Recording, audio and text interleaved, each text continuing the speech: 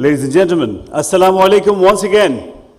Welcome to the first session of Dhaka OIC Youth Capital 2020 titled Resilient Youth Leadership Summit. We had a very beautiful opening ceremony today, this afternoon actually. It's evening here in Dhaka. And we had none other than the Honorable Prime Minister of Bangladesh, Her Excellency Sheikh Hasina, who inaugurated it. And we also have all the decorated professionals and leaders around the world who were present there and they participated. Yes, ladies and gentlemen, in this first session of Resilient, the Youth Leadership Summit, we have the Honorable State Minister for Youth and Sports of Bangladesh, His Excellency Mr. Zaid Hassan Russell, MP. Also, we have His Excellency Mr. Taha Ayhan, President of Islamic Cooperation Youth Forum, ICYF. He'll be joining us online. And we have His Excellency Mr. Masood bin Momen. He is the Secretary Minister of Foreign Affairs of Bangladesh, who will be the moderator of this session. First of all, I'd like to request the Honorable State Minister for Youth and Sports, His Excellency Mr. Zaid Hassan Russell, the guest of honor, to kindly say a few words.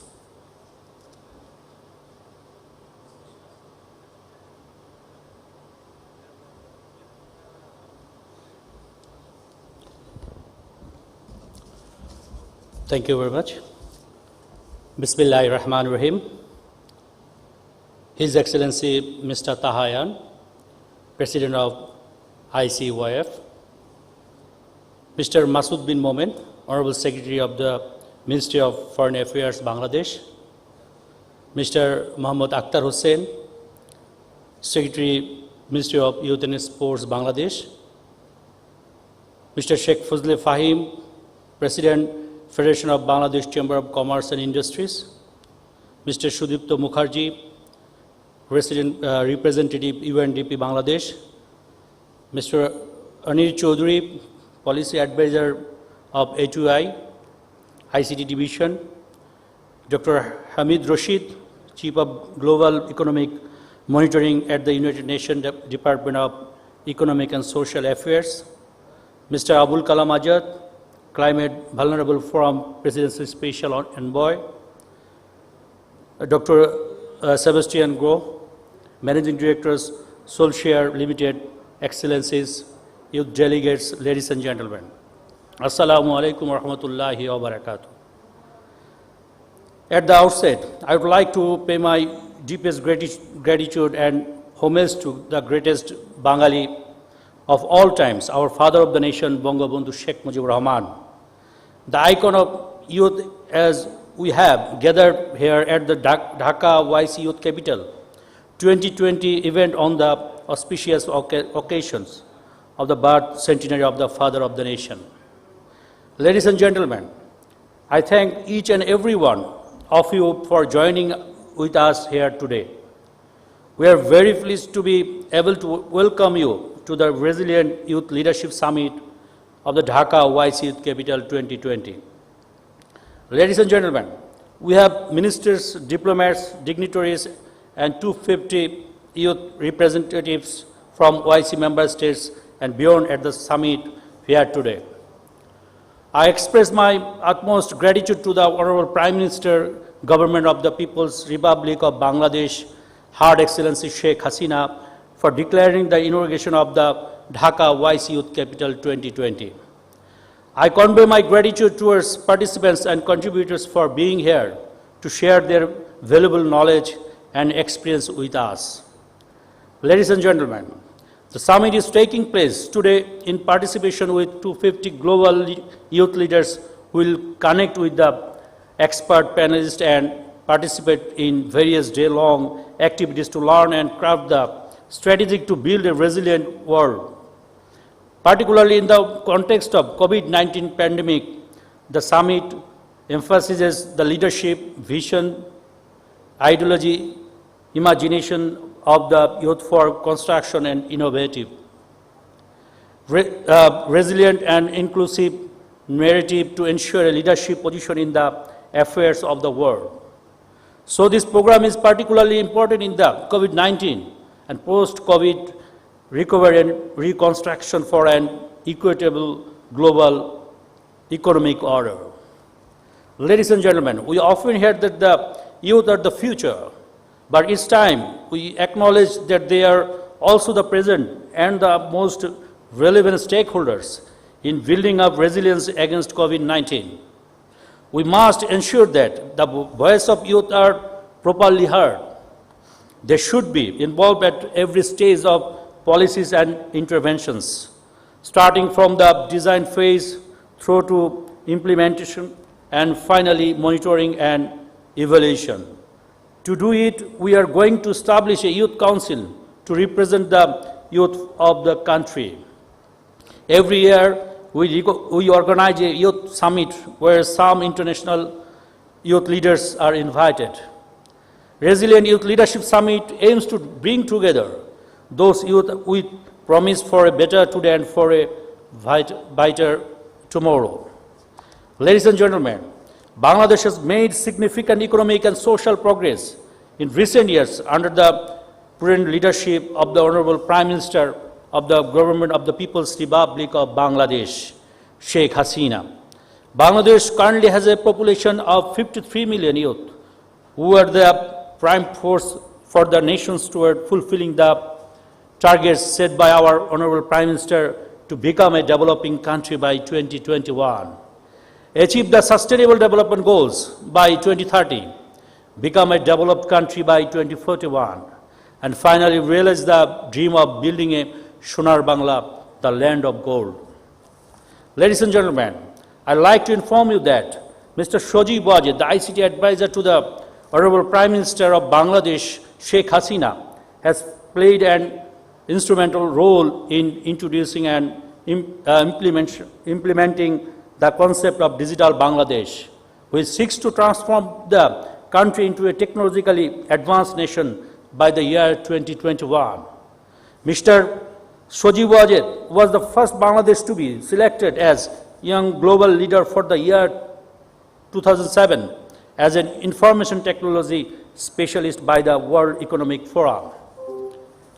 Ladies and gentlemen, this year also marks the 100th birth anniversary of Bangabandhu Sheikh Mujibur Rahman, the founding father of our nation.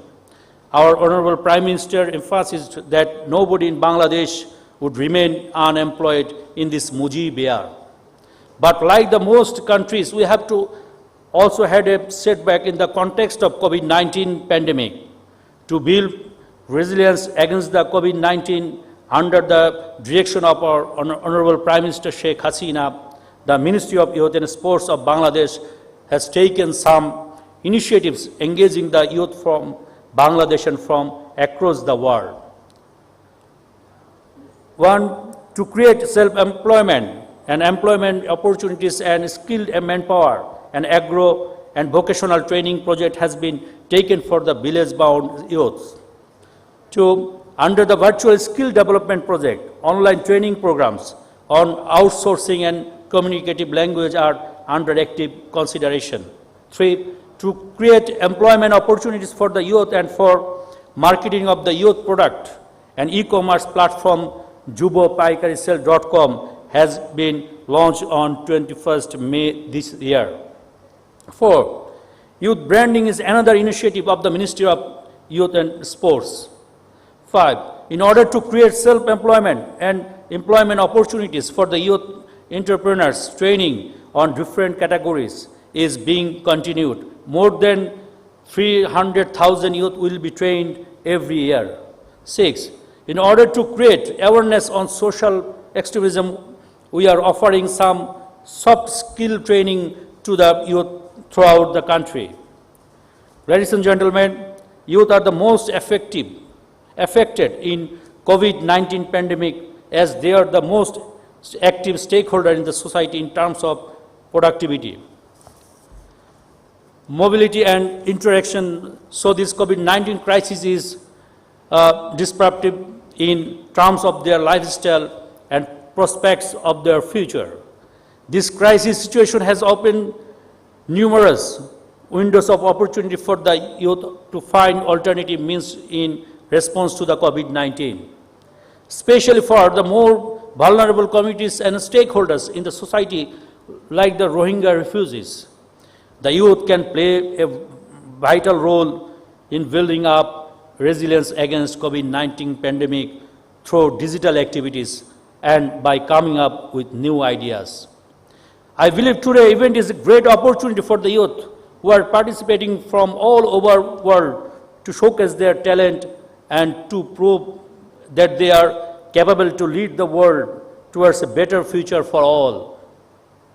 Resilient Youth Leadership Summit will allow us to incorporate the youth in policy formulation process and get innovative ideas and solutions from them on how to better manage the COVID-19 crisis in terms of addressing the emergency as well as building post-COVID resilience.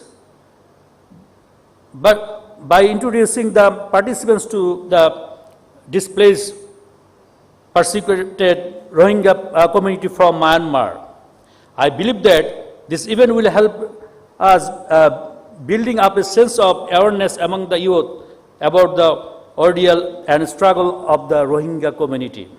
Ladies and gentlemen, at the end, I would like to thank all moderators, panelists, and participants once again for joining us today. I also express my hope and confidence towards the youth of the world that they will certainly make this world a better place than what it is now.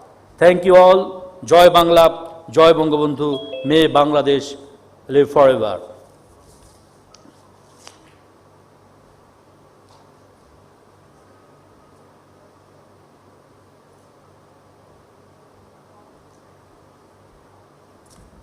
Thank you, Honorable Minister, Honorable State Minister for Youth and Sports, for your nice words. You also represent the youth of this country, Honorable State Minister. Yeah, ladies and gentlemen, as I have told you earlier, Mr. Taha Ayhan, President of Islamic Cooperation Youth Forum, ICYF, is here with us online. So I would request Mr. Taha Ayhan right now to say a few words on this occasion. Bismillahirrahmanirrahim.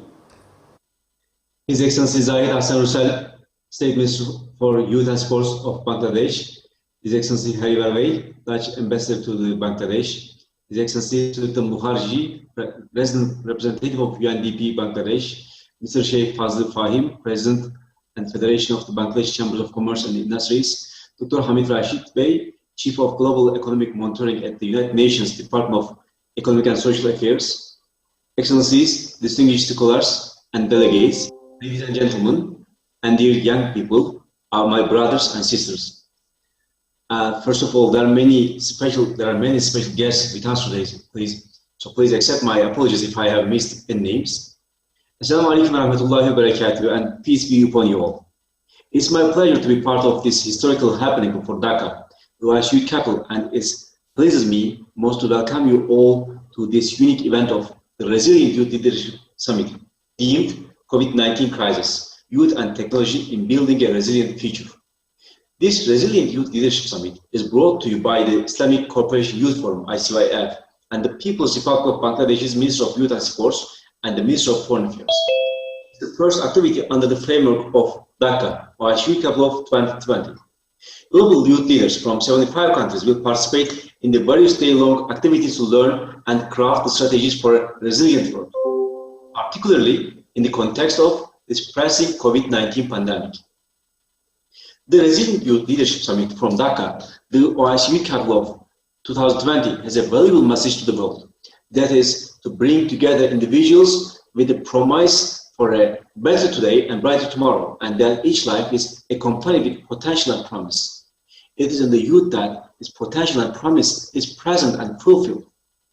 On this very special occasion, I would like to extend my warmest regards and profound thanks to Her Excellency the Prime Minister of Government of the People's Republic of Bangladesh, Sheikh Hasina, and to His Excellency the Minister of Foreign Affairs, and to His Excellency the Minister of Youth and Sports, and to all Secretariat of Dhaka, the OIC Youth Capital, for organizing and hosting this year's OIC Youth Capital, and for convening us and convening this summit on such critical topic of Resilient Youth Leadership Summit at a very critical moment. My heartfelt congratulations to go to the City of Youth and Development of the People's Republic of Bangladesh and to the beloved people of Bangladesh for the deserved selection and for the successful inauguration of the Dhaka OIC Youth Capital for 2020. Today, we are proud to be in the presence of brilliant youth hailing from all our member states and beyond. An event defined by a global presence and much inspiration and hope for a better tomorrow. Dear ladies and gentlemen, as you may know, the member states of OIC are the collective home of 1/5 of the world's youth population, a number that's only expected to rise with the years. 2 decades from now, of the world's youth will live in member countries of Organization of Islamic Cooperation. This provides plenty of opportunities, but certainly poses great challenges. We envision hope through collective thinking and developing innovative strategies and mechanisms to harnessing youth as stakeholders and agents of sustainable change in their communities and in their nations and for the Ummah. And we are here together to assure that youth take on the position of boundless creativity, resilience, and engagement, acting as catalysts of development, economic growth, security, and a peaceful solution. Dear OIC youth, as we move forward towards realizing our better future, we should seek to work together and develop more effective means of understanding and cooperation and solidarity. And for that, we need to seek out strategic partners and identify existing efforts, both among our member countries and beyond, thereby facilitating the sharing of our best practices and learning from successful experiences. In this, we should maintain our priorities and commitments and actively work on the priorities and goals set down by the OIC 2025 Program of Action, OIC Youth Strategy, and 2030 Agenda of Sustainable Development. Within these guiding frameworks, youth are both the agents and the subjects of development. Today, as we all know, the world has been greatly afflicted by global challenges of conflict, extremism, rising mistrust, and all other problems. But most recently, the COVID-19 pandemic, which has disrupted the economic, social, and political life and our daily lives of our communities, to say the least. Certainly, in all of these, the OIC region has its own challenges beyond these shared global challenges. The summit and many other following events during the Youth Capital aim to involve youth globally in producing solutions to help them build resilience and find answers to the pressing issues, but also prepare them as effective leaders, builders, and change makers. From their peers and mentors, they will learn how to sharpen their interpersonal and problem-solving skills and to become responsible agents of development while serving their respective communities and societies and nations, and as a result, to the Ummah. Today, I congratulate the Secretary of Dhaka OIC Youth Capital for their undertaking and the opportunity they present not only for the youth of Bangladesh, but for all OIC member states and beyond. To connect, share, celebrate, and build bonds for greater futures. It is in this context that ICYF continues to implement programs and projects such as Model OIC Clubs, entrepreneurship programs like Young Business Hub, a variety of ICYF online training courses, academic events, through international Muslim intellectual forums, the intellectual Islamic heritage as seen by the youth of Eyes of the Youth, Young Leaders Summit, media training, volunteering training camps, in addition to the training of youth activists and institutions on Islamophobia, ICYF initiative uncovered by youth, stories of youth by youth for youth, several essay, photography, and art contests. Currently, we are conducting a youth medic training program and soon will be launching the first ICYF Young Women Entrepreneurs as drivers of SDGs jointly with the United Nations Industrial Development Organization and in partnership with the OIC and other international institutions as ITPO Bahrain. Moreover, we are engaging in more United Nations initiatives to help our youth contribute to SDGs and environmental development. Through those many programs and efforts, we stay focused on advocating the interests of youth and developing their potential, capacities, and skills in the OIC region and globally. Dear Excellencies, distinguished scholars and delegates, dear brothers and sisters, ladies and gentlemen, during the COVID-19 pandemic, we successfully implemented several virtual projects and programs to meet the diverse needs of our youth. We have worked with youth around the OIC geography to better understand their needs and aspirations and have designed programs and projects that further and better enhance their capabilities and prepare them for future. Please allow me to briefly share some of those programs with you. This is an open invitation for all our youth to join ICYF activities soon. In the special edition talks program, we are hosting decision makers and we are speaking about critical topics such as economic empowerment or capacity building or education with the high profile decision makers and policy makers. In the Islamic Intellectual Heritage webinar series, we are promoting awareness about the Muslim intellectual contributions to science, cultural exchange, and cultural diplomacy with very esteemed researchers from all around the world. With the Ideathon Challenge program, we have collected the best experiences and actions and responses put forward by youth individuals and communities during the outbreak. Our volunteering training program, we had aimed to equip young people with practical knowledge to help and support their communities during pandemics and in natural disasters and to the humanitarian crisis. More than 100 participants from 52 countries have attended to the volunteering training camp. In the virtual debate championship that we have already carried out last week, this is to enhance youth effective critical thinking and help them recognize strengths and weaknesses of arguments and also strengthen youth civic engagement and promote the culture of dialogue. In the virtual model OIC clubs, we are kicking off a series of panel sessions in cooperation with the international organizations on COVID-19's impact on the economy, human rights, humanitarian aid, and so on. And in the online media camp, which we are aiming to equip young people by developing content stories in a powerful way for being the voice of their communities. And today, we are fortunate to launch together the first program of Dhaka OIC Youth Capital 2020, which is designed to provide youth with various capacity building programs, contests, digital caterings, cultural workshops, and solutions hub for youth. Unfortunately, we couldn't organize this in field due to the COVID-19 pandemic, but we are very sure that we will leave the barakah of these online trainings. On this occasion, We will also have the opportunity of a virtual tour of Rohingya camps in Cox's Bazar. This is organized in collaboration with the United Nations High Commission for Refugees and International Organization for Migration under the supervision of ICYF, Dhaka OIC Youth Capital Secretariat. Dear ladies and gentlemen, the bright future of our youth is dependent on the smart investment in youth talents, minds, quality education, science and technology. Only when we join our efforts and hold each other's hands in close cooperation and solidarity shall we overcome all global problems and challenges.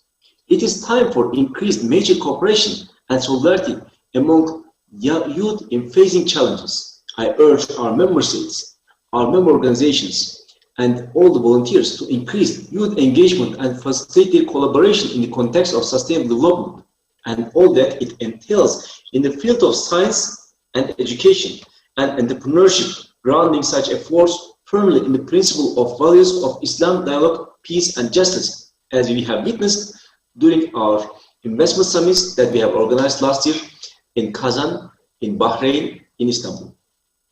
To this end, I would like to reiterate the growing need for novel approaches, ideas, and solutions to issues affecting youth populations. Employment, innovation, science and technology education, civic engagement, and leading development in information technologies are some of many items in need of critical review and assessment. It's my deepest wish that the ideas formulated and raised here today will go far in addressing the challenges of our youth and communities and in making the best of the limitless potential found in our youth and the futures they deserve. And by the way, I want to underline one reality that young people, the youth, are not only the people who hold the future, but they're also holding today. While reiterating my profound thanks to you all, I pray to Allah, the Almighty Subhanahu wa Ta'ala, to grant us success in our new programs and projects, which will certainly serve the youth of the Ummah effectively. Dear young people of Bangladesh, my brothers and sisters, and of the OIC member states, we invite you to think of ICYF as your own organizational platform. ICYF is for youth and by youth. Only together will we forge a proud and bright future. Please stay tuned for future ICYF programs and initiatives. I wish you all success enjoying the magnificent Dhaka OIC Youth Capital for 2020. Vesselamu alaikum wa rahmatullahi wa barakatuh. Ma'asalam.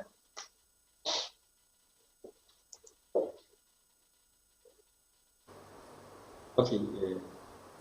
Thank you very much, Mr. Taha Ayhan. You very much rightly said that this is the potential and the promise of the youth that is to be nurtured by the family leaders, the social leaders, or the professional leaders, and also the outcome of the country-to-country relationship and the partnership will help them grow their skill to face any pandemic or any other negative situation.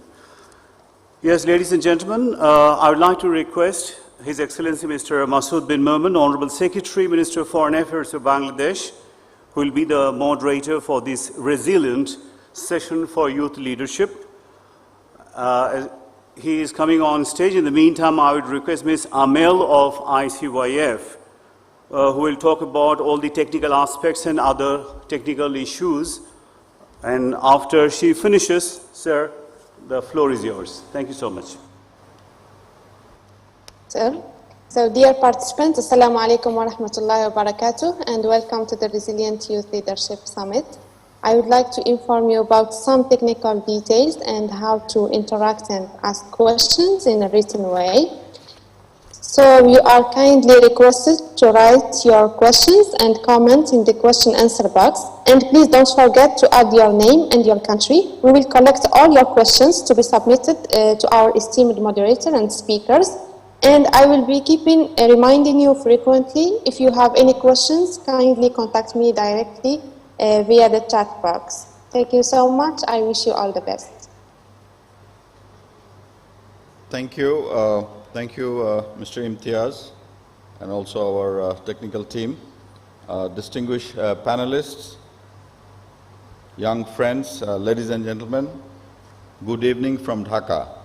Good morning and good afternoon to others connected from different time zones. It is my pleasure to welcome you all to this session titled COVID-19 Crisis, Youth and Technology for Building a Resilient Future. As you are aware, the COVID-19 pandemic is not just a health crisis. It has equally impacted our collective social and economic well-being.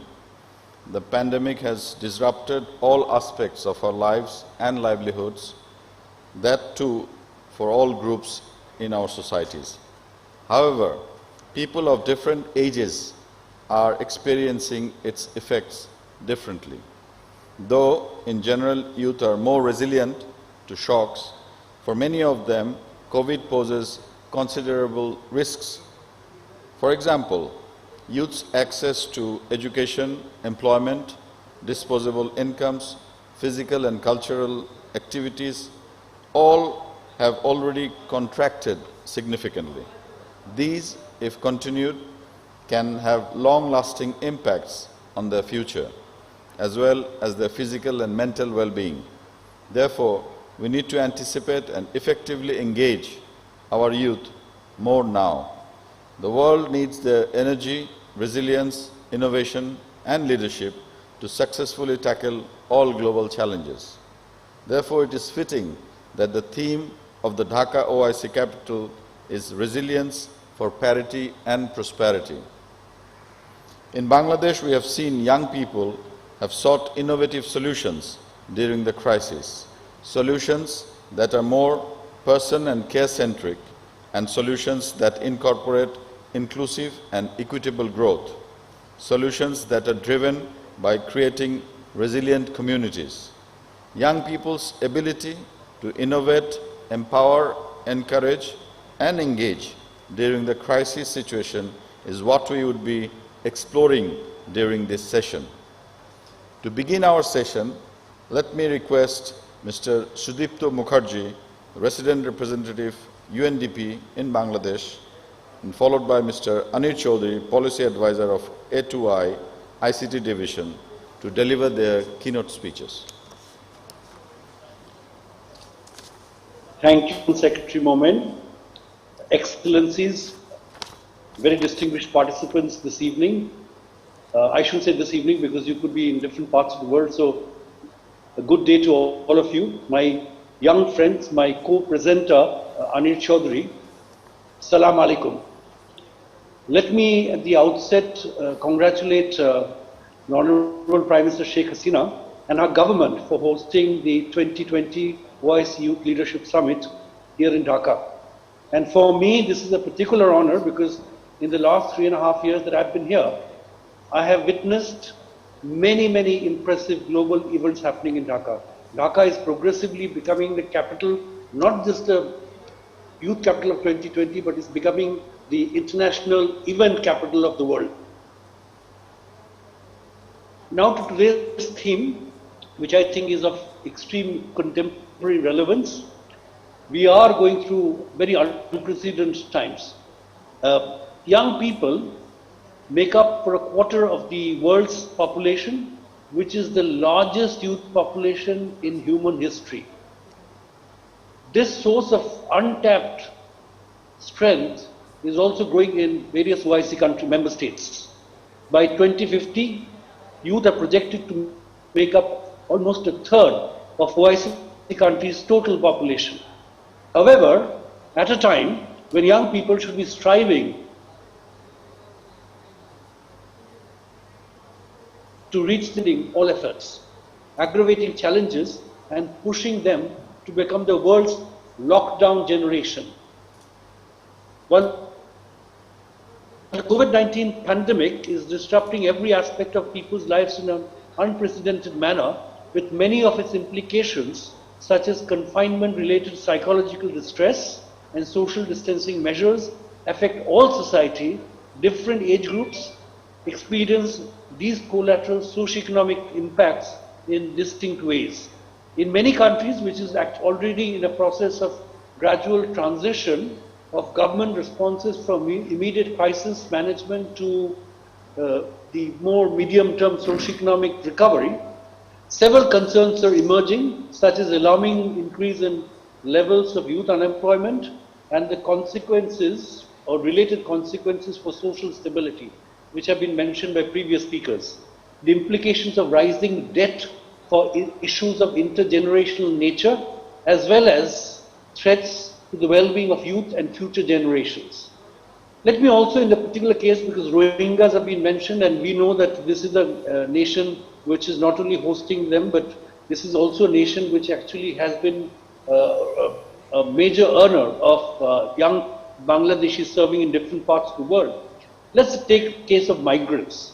Given that 70% of all international migrants are below 30 years of age, global epidemics like COVID-19 will hit this concrete population group the hardest. What is more, the pandemic will limit even more their access to healthcare and livelihood provisions while exacerbating the global stigma towards any minority group. In South Asia, we are particularly concerned here, and in neighboring India, returning migrants are all mostly young people who are at the moment completely clueless about prospects of return and who will also find it difficult to get a job locally. Now let us look at some of the impacts on young people. Let's look at education first. We know that as per UNESCO estimates, more than 90% of young people are out of education because of COVID-related closures. This represents more than 1.5 billion young people, of which about 50% are young girls. Plan International and UNESCO actually warned for a potential of increased dropouts, and which will disproportionately affect adolescent girls, further entrench gender gaps in education, and lead to increased risk of sexual exploitation, early pregnancy, and early and forced marriage. Looking at employment, skills and entrepreneurship, according to the ILO, if you're young, you're anyway 2.5 times more likely to remain unemployed. And right now we know that nearly 500 million young workers worldwide are currently employed. Only a quarter of them are in the formal workspace. And 1 in 6 people, and these are recent estimates, 1 in 6 people have stopped working since the onset of the crisis. Among those who are still employed, work hours have fallen by nearly a quarter. SMEs and startups have taken a big hit. Nearly 90% of young entrepreneurs in Asia Pacific, including in Bangladesh, are negatively impacted. With supply chain disruptions and fall in demand, 1 in 3 reported slowdowns in businesses, while a quarter stopped operating completely. We are going through unprecedented times. The impacts of the pandemic on youth labor market outcomes is severe, particularly in developing countries like Bangladesh, India, etc., with high rates of employment, and these are particularly vulnerable to such shocks. The lockdowns and the spread of virus has meant millions of young people who lack social protection, income benefit in case of sickness, are now at greater risk through inadequate access to universal health care.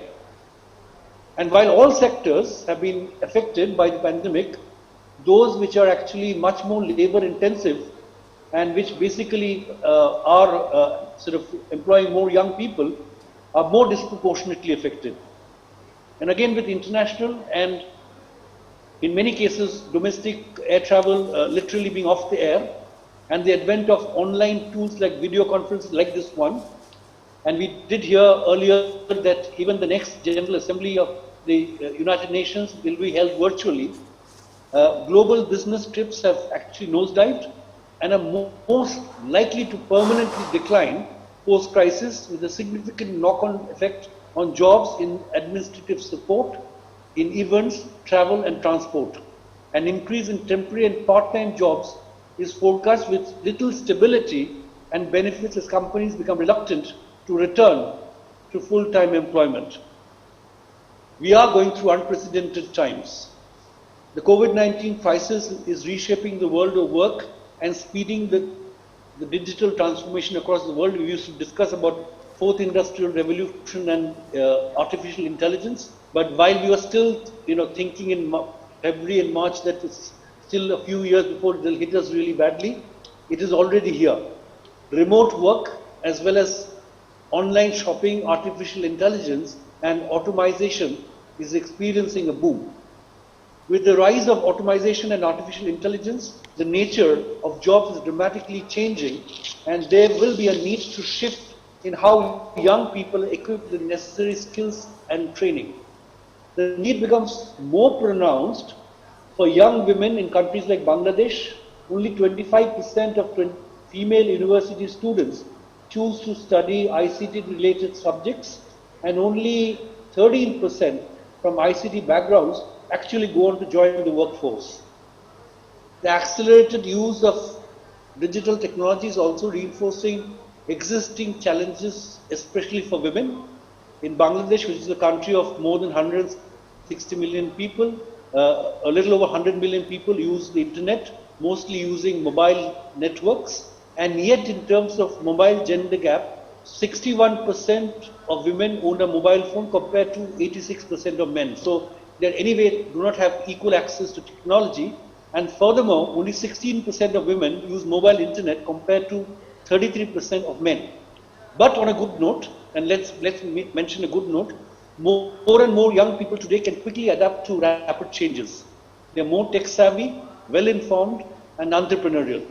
Young entrepreneurs under UNDP's wing right now are doing interesting work. I know of many such cases where they've actually, with the help of technology, are providing telecounseling services for mental health, safely delivering food and services to affected populations, and doing numerous other things, which is actually making our lives quite comfortable despite the difficult moments around. Let me share the inspiring story of a young teenager that I heard today, a young Bangladeshi teenager right now in Dhaka.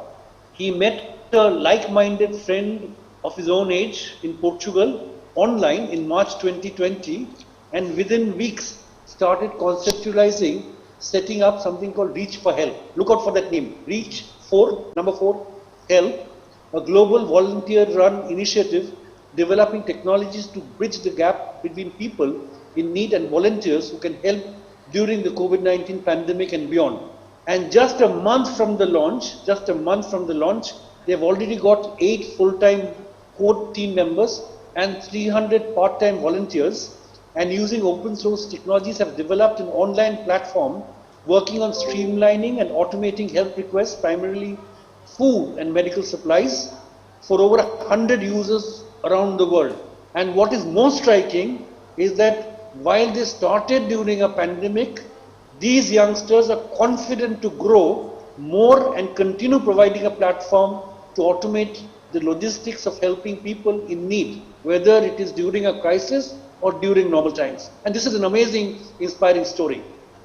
In conclusion, and before I hand over to my co-presenter and my brilliant colleague Anir Chaudhary, I want to reach out to all OIC members with one message, and that is an effective approach for response to the crisis and a sustainable recovery thereafter needs to be informed by a better appreciation of needs and priorities across different age groups.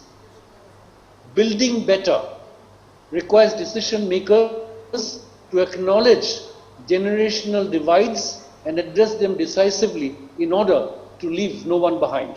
Thank you very much, friends, and wish you all a lovely day. Over to Anir. Thank you, Sudipto. I'm going to share my screen, if that's okay.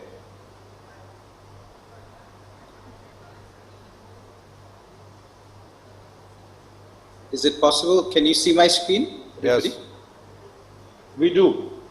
Great, wonderful. Thank you, Sudipto.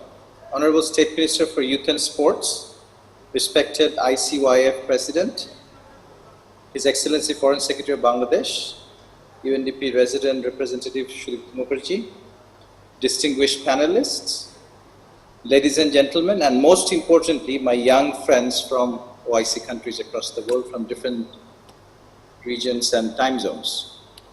Assalamu alaikum, and good evening, good morning, and good afternoon to you all. So I'll talk about, I think Sudipta has set the stage for a number of different things, but I will try to narrow down our focus to three things: education, employment, and entrepreneurship. I call it triple E. If you look at the election manifesto of our current government, which became the government document last year, one of the three key pillars was the power of youth, focusing on the power of youth. And there are 7 key segments that you will see. So spirit of the liberation war and social values driven youth empowerment, demand driven human resource development, employment and entrepreneurship, safe migration, encouraging of culture and sports, eradication of terrorism and drugs, and innovative research. So this is basically how we see the power of youth driving the progress of the country towards the sustainable development goals, and even before that, next year, the achievement of Digital Bangladesh on the 50th anniversary of the country's birth, and LDC graduation, and so on and so forth, and moving us towards a developed country by 2041. So that's what we see youth doing for us. But what is really happening during the COVID times? I think Sudipta actually already talked about some of the statistics, that about 1.5 billion learners, about 90% of the education population are dislodged from their general institutions. Still, about 1 billion are dislodged. So about 500 million have gone back, but about 60% are still dislodged in 160 countries around the world. So how have we tackled this? So with technology. So this is again worldwide, but I also talk about what has happened in Bangladesh. So worldwide, we have seen a proliferation of the use of internet, certainly, but also the use of old technologies, traditional technologies such as radio and television. And in Bangladesh, we have actually used it very, very effectively. We have seen education kits, home kits where they can actually do experiments. We have seen cellular networks using text messaging, and in the case where there is no internet, students calling into phone lines and talking to teachers. So we've seen that in many countries. Obviously, in 4 and 5 of the circle that you see on the right, online teacher materials, resources, and the websites, online education. So those are the standard ones, but we're seeing many innovations around the world. But still, this remote learning is actually out of reach for about half the population, about 500 million students across the world. In Bangladesh, I'll just give you one example. We have been able to repurpose our parliamentary TV, which is used primarily for parliament broadcasts every few months for a few days, and the huge resources lie dormant. What we did was, within about 8 days of the pandemic shutting down the country, so we had the school system shutting down in the 3rd week of March, and by the end of March, the countrywide lockdown happened on the 25th of March, but by about the 29th of March, we started broadcasting education programs across the country on the Parliament TV. So far, we have been able to reach about 30 million students across primary, secondary, technical, and madrasa education, with about 4,500 classes in the last 3 months. So this is a huge achievement and an innovation that was catalyzed by the 2 ministries of education that we have, the Ministry of Education and the Ministry of Primary and Mass Education, with the support from A2I to actually move towards TV to reach out to about 60 to 70% of the population, student population of the country. But still, as Sudipta talked about, we have huge divides. We're still not able to reach the poor, the ultra poor. We're actually leaving out a lot of the female students because they don't have access to technology as much as the men do, as much as the male students do. We're still not able to reach the students with disabilities. We're not able to reach refugees. We're not able to reach many of the internally forcibly displaced population within the country. And across the world, in fragile and conflict-affected areas, we're not able to reach the students. So even with technologies covering the globe and covering all nooks and crannies almost, we are leaving out huge pockets because of digital divide. Now, in terms of jobs and skills, there is significant thing I would like to point out to the graph on the right. You will see that the general unemployment has risen slightly, but the youth unemployment, if you look at it, youth unemployment has always been higher than general unemployment. So that has risen from 14.6% to about 15.4%. But the shocking thing in the case of Bangladesh is that we are seeing university graduates unemployed at the rate of 39%. So that's almost 8 to 10 times higher than general unemployment rate. So basically, we have created an education system that is placing the young population who have gone to tertiary education, they've placed them outside of the market. So that's an alarming thing, and that's growing over time. So this is also happening in many other countries, many other developing countries, and in OIC countries. Fourth industrial revolution. We did a study last year in the context of Bangladesh, and this is not uncommon in many other developing countries, in the OIC countries. So we looked at 5 sectors of the economy: garments, furniture, agro-processing, tourism and hospitality, and leather. In the next 20 years, we've seen that we'll actually lose about 5.5 million jobs. New jobs will come out, new jobs will actually happen, but we have to prepare for them, we have to reskill our youth, we have to upskill our youth. Interestingly, this fear of fourth industrial revolution taking our jobs has just been accelerated by COVID. So we just did a study 2 months ago, which is just released a few weeks ago. It was a quick study, but if you look at the 11 sectors, we actually are looking at a huge job loss of about 20 million already, and maybe another 8 million or so by the end of next year if we don't take drastic actions. But interestingly and optimistically, we are also creating new jobs in agro-food, in healthcare services, in ICT and e-commerce. Shreepa already talked about some of the new things that are happening in e-commerce. It's going through a huge boom, unprecedented boom in the last 3 months. Pharmaceuticals, creative media. So we will be creating almost 4 million new jobs, but we have to make sure we prepare youth for these new jobs. Otherwise, these new jobs will just be only on paper. We have been working on a 6-pronged strategy for youth towards a resilient future and building the nation, towards a resilient nation. So the first is consistently narrow the supply and demand gap. There is a huge gap, and that's why we have such high unemployment in the tertiary education graduates.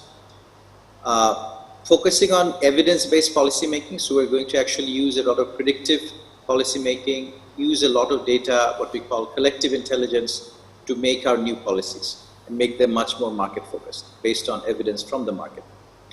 Creating a shared responsibility and accountability with the private sector so that the private sector never feels it's the responsibility of the government only to create jobs. So it's a shared responsibility that we're working with, and we have a number of industry partners. We have amongst our panel the respected president of the Federation of Chambers and Commerce and Industries. So he will probably talk about how we can build this shared responsibility. Developing a long-term financing strategy to support future resilience. So this is where entrepreneurship support and a lot of the SMEs in Bangladesh are suffering now because of lack of financing, because lack of capital, because of COVID. So we're looking at a long-term financing strategy. Embedding social, economic, and environmental resilience in our strategy and planning, and leveraging digitization. Some of the examples I've talked about is actually because of rapid digitization, we've been able to tackle the pandemic in very, very creative and innovative ways to build an entrepreneurial and education continuity in our country. This is a busy slide, so I don't expect you to go into all these specific details.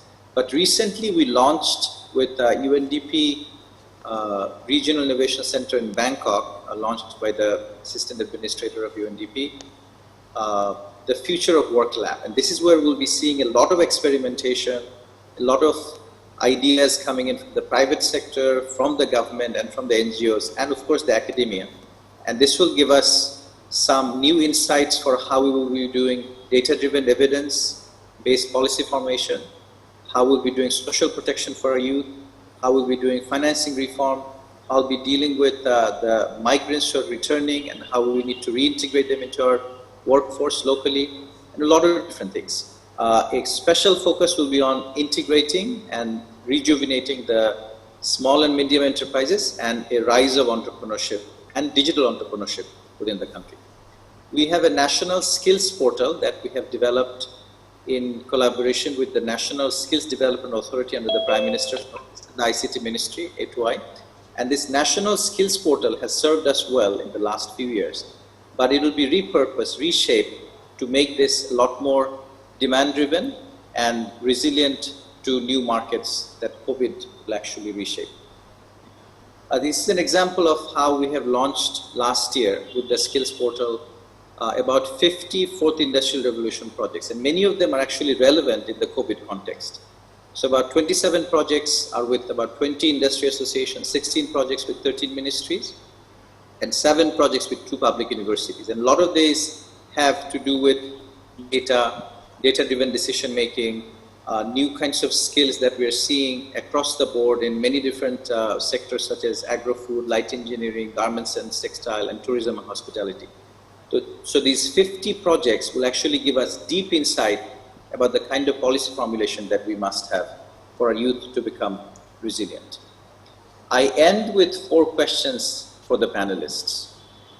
What will blended learning look like after COVID-19? When we open up schools and colleges and universities, will we stop doing the huge online and TV-based learning and phone-based learning that we have done? Or will this become a facet of our new education system? Are the youth ready for the post-COVID employment and entrepreneurship? Unless we make drastic decisions in our curriculum, in our assessment system, they will not be. So we have to make some rapid decisions in preparing ourselves, our education system, and certainly the youth for the new employment and the new entrepreneurship paradigm. Will the youth meaningfully contribute to this education, employment, and entrepreneurship policy formulation? Will they be just recipients, or will they actually be advisors and drivers of this new policy formulation? And last but not least, how do we ensure effective cooperation for youth towards resilience amongst the OIC countries? Thank you very much. Thank you, Mr. Anil Chaudhary, and also Mr. Sudipto for your presentations. A lot of rich inputs to digest, but I'm sure some of the listeners and viewers would be asking questions. Let me now turn to Mr. Abul Kalam Azad, Special Envoy to the Climate Vulnerable Forum Presidency, to deliver his statement on climate change, the next battlefield for humanity. Mr. Abul Kalam Azad, please. Thank you, moderator, and also the keynote presenter, Sudipto and Anil Chaudhary. Dear participants, welcome. So if we look into the climate change, we have extracted so much so from the nature that created imbalance. And the present pandemic corona is one of the examples of over-extraction and outcome. Let me give some statistics. About the carbon dioxide, its concentration is in the atmosphere as on May 2020 is the highest in the history. Another figure, 2019 was the second warmest area.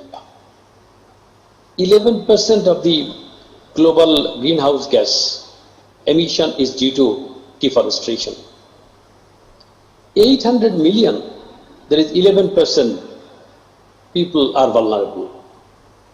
And 800,000 hectares of land lost every year. Transport itself, 20% of carbon emission. And heating and cooling, it consumes 50% of the energy. More than 1 death per minute for climate change.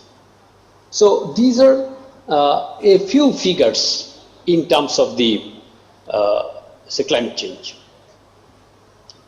If we look into the global situation of climate change, starting from Afghanistan, the landslide, flood, and avalanches in subarctic Afghanistan, or land degradation in coral reefs, archaeologists and Comoros, drought-prone Ethiopia, increased flood severity and increased temperature in Gambia, prolonged drought in Burkina Faso, reduction in hydropower in Ghana, hurricane and sea rise in Caribbean island state, Grenada, drought in Haiti, flood, river erosion, all these are examples in Bangladesh. These are the imbalances in nature. The reality is we are harnessing more than the nature can produce. And by this, we are accelerating the destruction of the globe as if cutting the branch of a tree sitting on it. If this continues for global warming and melted glaciers, sea level will rise, more carbon for further destruction of ozone layer.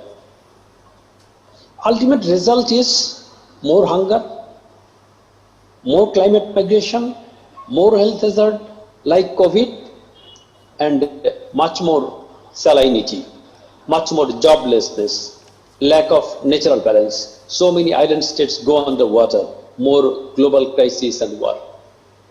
And the challenges which has been discussed by two distinguished keynote speakers. We did not forget the death of 5-year-old Syrian boy, Alan Kurdi, who drowned in the sea during migration. We did not forget the war-wounded 5-year boy sitting in the ambulance. So all these are a glimpse of exactly climate changes. So many unwanted, tragic death. We youth, do we allow this to continue? Do we think to leave the world a little better than we found it and achieve SDG? Where are the solutions? Where are the solutions of joblessness, opening new area of works? So the silver lining, ray of hopes, obviously nature is the untapped solution. And restoring degradation of forest, it can create more job. And $1 investment in nature brings back 10.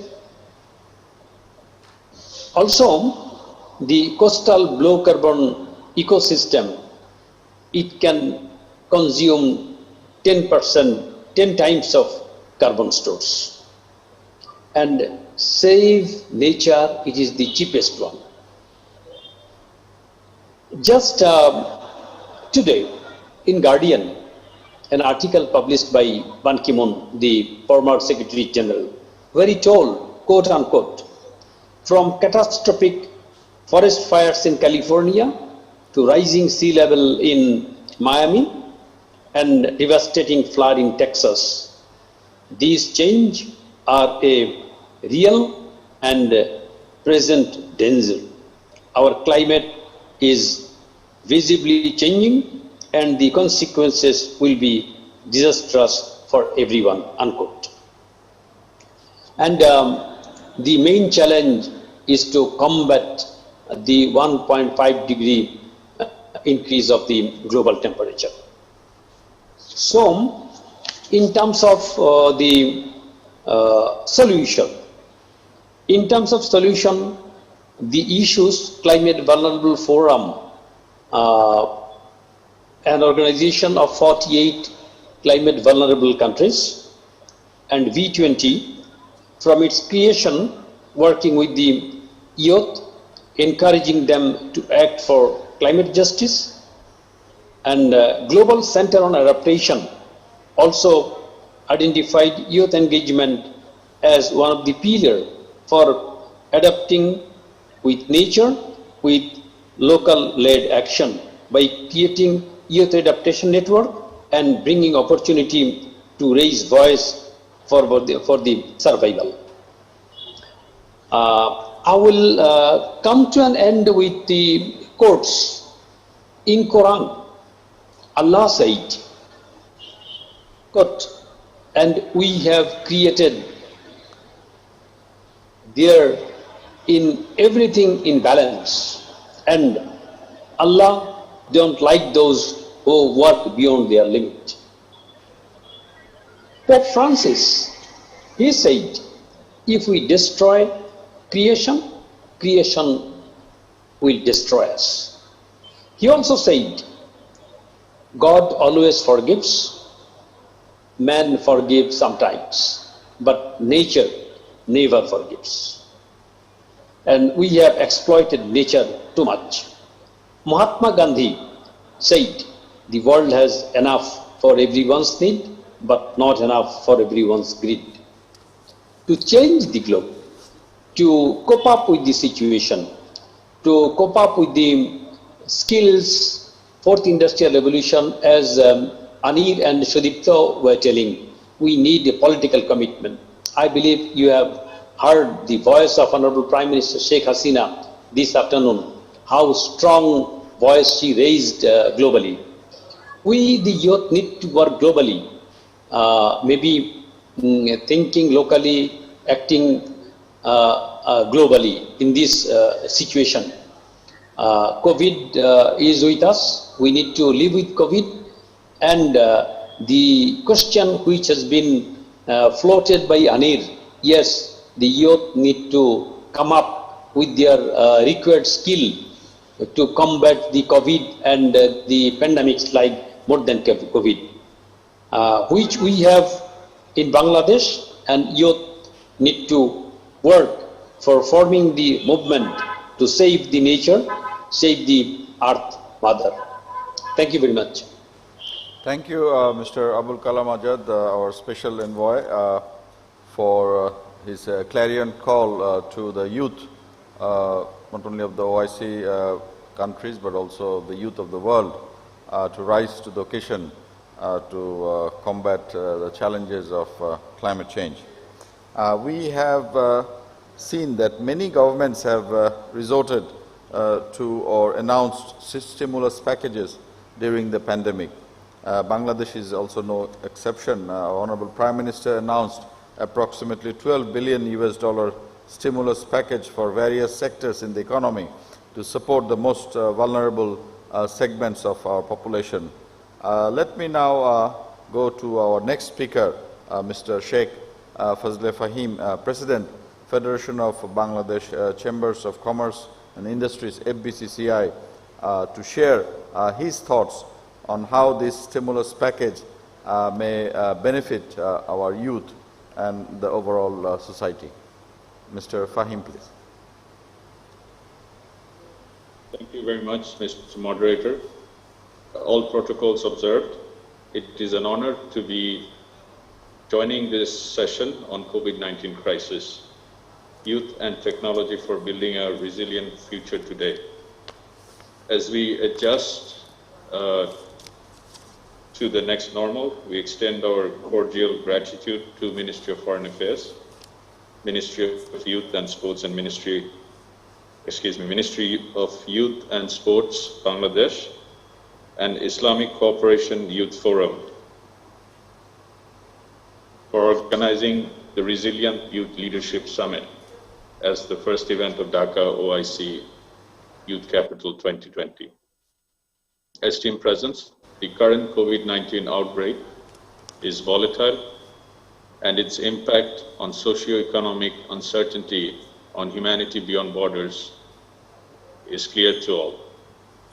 To address this situation, since February 2020, our organization initiated and are in constant engagement with both domestic and international stakeholders, including youth entrepreneurs, through our various network of partnership, including Commonwealth, International Chamber of Commerce, Confederation of South Asia, Confederation of Asian Pacific,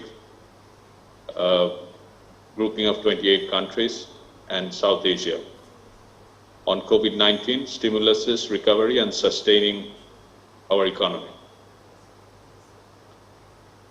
Honorable Prime Minister Sheikh Hasina announced stimulus packages with a mix of grants and loans of total $12.1 billion under 19 categories, which is about 3.7% of Bangladesh's total GDP. Food programs that catered to 40.5 million people. 5 million families were given direct cash. 90 million was earmarked for expats returning home.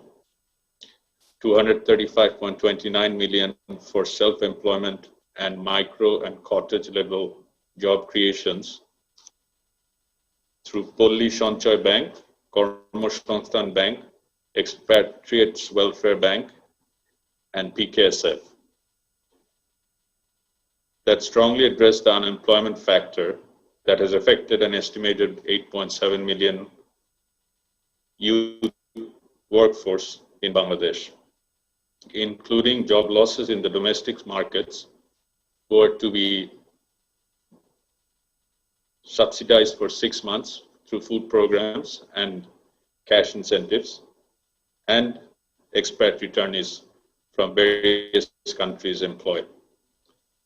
Moreover, the stimulus package also extends support of 588.23 million to the export-oriented industries, US 2.3 billion, 52.94 million to cottage, micro, small, medium enterprises, 3.5 billion, 29.41 million for large-scale industries, 588.23 million for agriculture, 82 million to those who are working in the informal sector.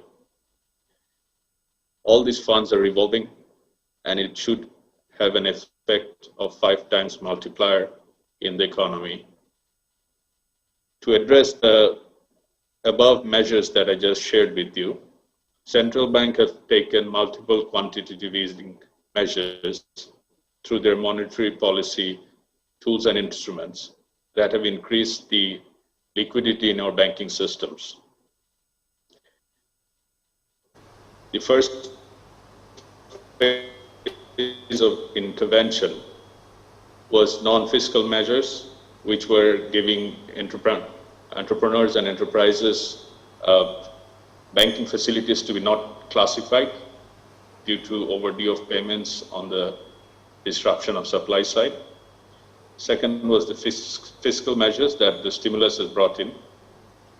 Third intervention were the tariff and regulatory measures, where all income taxes, for the first time in last 10 years, were brought down in Bangladesh on individual level, and corporate tax was also brought down to 2.5%. Income tax exemption were also increased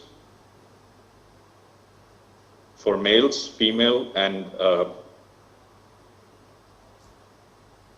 independent war veterans. In terms of the monetary policy measures and the fiscal measures are all in place to accommodate the challenges of COVID-19. However, Amphan and the flood situation has added on to those challenges. As you know, that Bangladesh's 84% of our economy is in the informal sector, and our tax GDP ratio is not very healthy. Therefore, from FBCCI, we believe this is an opportunity during the COVID-19 situation to bring our informal sector in the formal one that will enhance our tax GDP ratio as well as our investment GDP ratio and assist in our LDC graduation and our move towards SDG goals. These informal and marginal businesses will also be enlisted in our comprehensive database to facilitate their integration into global value chain as we move towards our LDC graduation. In Bangladesh, with a young demography of more than 80 million below the age of 25, 50% of our population, and 1/3 of 160 million population aged 15 to 24, actively working as part of the labor force, we need to address the impact both present and post-COVID realities.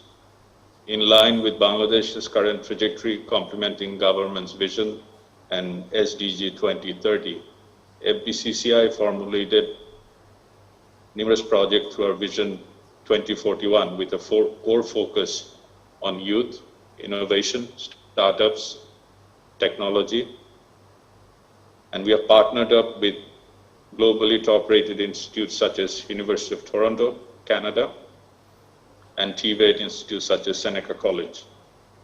The focus is to assess our industry, academia, HR gaps for our transitional economy, global HR requirements, STEAM-based curriculum, science, technology, engineering, arts, mathematics, mid-level management and above training, 4IR conducive curriculum, applied skills, fintech, applied research to enable trade facilitation. The Skill Lab will also address the pre- and post-COVID challenges on unemployment, entrepreneurship, and future of works. We hope to pursue more intensive engagements with OIC Youth Network through the OIC Youth Capital Dhaka 2020 forum this year.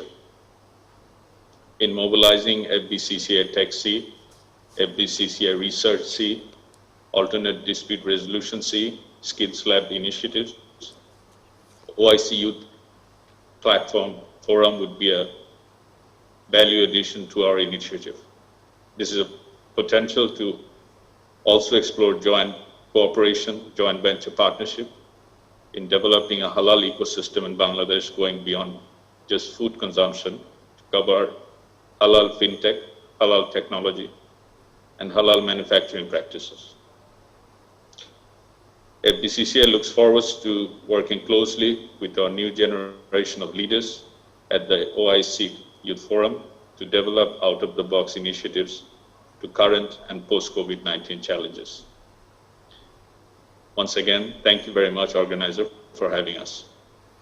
Thank you, Mr. Sheikh Fazle Fahim, President of BCCI, for your willingness to work with the youth of the OIC member states to explore business possibilities. Now, so far, many of our distinguished panelists have highlighted on the need for innovative solutions to bring balance between life and livelihoods. However, is the present global economic structure being resilient enough to cope with the pandemic as well as such future crises? If not, do we need adjustment or a new economic model? Let us hear on this from Dr. Hamid Rashid, Chief of Global Economic Monitoring at the United Nations Department of Economic and Social Affairs in New York, who will deliberate on COVID, youth and emerging economic order. Dr. Hamid Rashid. Thank you, moderator, and excellencies, colleagues, and young friends from all over the world. A very good morning from New York, and I'm very pleased to join you here this morning to discuss some of the thoughts and also the question that the Honorable Foreign Secretary just raised. Let me first break down the title of this discussion. It has 4 key words: pandemic, resilience, technology, and youth.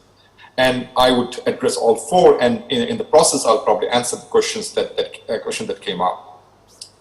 In order to understand the effect of the pandemic and how it will reshape humanity, we need to look back far, far back actually. Now we have about 2,000 years of history of pandemic, and we can see how that transformed the world in the past. If we look at the first recorded pandemic, the Justinian plague in 6th century AD, it basically outmoded slavery and introduced a new mode of production in Europe at that time. And also it was the advent of fall of one great empire and the rise of Islamic civilization. And if you look at the next pandemic, that just about 600 years later, the Black Death in Europe. And that also was the beginning of the Renaissance in Europe, which was basically a technological revolution, a new way of looking at the world, how to solve problems, not to take things for granted. So that was again a major leap forward. And if you look at the pandemic that happened 101 years ago, like the infamous Spanish flu, although it had nothing to do with Spain, but it got the name Spanish flu. If you look at the history, which is interesting, that basically accelerated the process of automation, and basically we saw the beginning of mass production in the world, and also the beginning of the American century, the Pax Americana. So the lessons from the past pandemics are clear. Pandemics always fundamentally change societies, and especially the way we consume, what way we produce, what way we interact with each other, and the more importantly, pandemics change the pace of change, the acceleration. The pandemics are accelerators. So this pandemic would not be different. What we will see in the next 10, 20, or 30 years is that we'll see a rapid acceleration of the changes that were already in place. Many of you talked about fourth industrial revolution. We'll see that being accelerated going forward. Now let me turn to the question of resilience. This pandemic has shaken the foundation of resilience. It has basically made us aware that how vulnerable we are as a humanity. There's been massive disruptions in supply, in consumption and production behavior worldwide. It has shaken the foundation of the health care systems worldwide, confidence in the supply chains worldwide, confidence in social protection systems, confidence in the political institutions, even in democracies. So we would see a lot of loss of confidence going forward. And this loss of confidence would lead to a high degree of risk aversion. And there will be less global trade for sure. There will be less migration for sure. There will be less urbanization going forward, and less globalization also going forward. Less international cooperation, less multilateralism. And these are the consequences that we have to live with, which basically means countries will be increasingly inward-looking, and they'll look for new sources of growth, new sources of prosperity going forward. And this is where our youth would need to play a very important role. Now, let me turn to technology. What will happen to technology? Like in the past, humanity would rely on technology to solve the problems, to restore confidence or rebuild resilience. Resilience in institutions, resilience in the trading system, and resilience in everything that we do. And this process will not be easy. This is like any change, there will be a lot of friction. But more importantly, there will be clear winners and losers in the process. And the winners and losers among countries, within countries, also winners and losers intergenerationally. Some generation, the generation that we're talking about, Generation Z, those who were born between 1997 and 2010, unfortunately I have a bad news for them, because this could be the first generation in the last 100 years or so. They could be worse off than their parents' generation or their grandparents' generation. So we would see, unless we can reverse this declining downward spiral, they might be worse off than their previous generation. But that is not inevitable. We can change that, and they can change that. And this is where youth would need to play a very proactive role, especially if they can exploit the technologies to their advantage, to create more jobs, to create more opportunities, more entrepreneurship.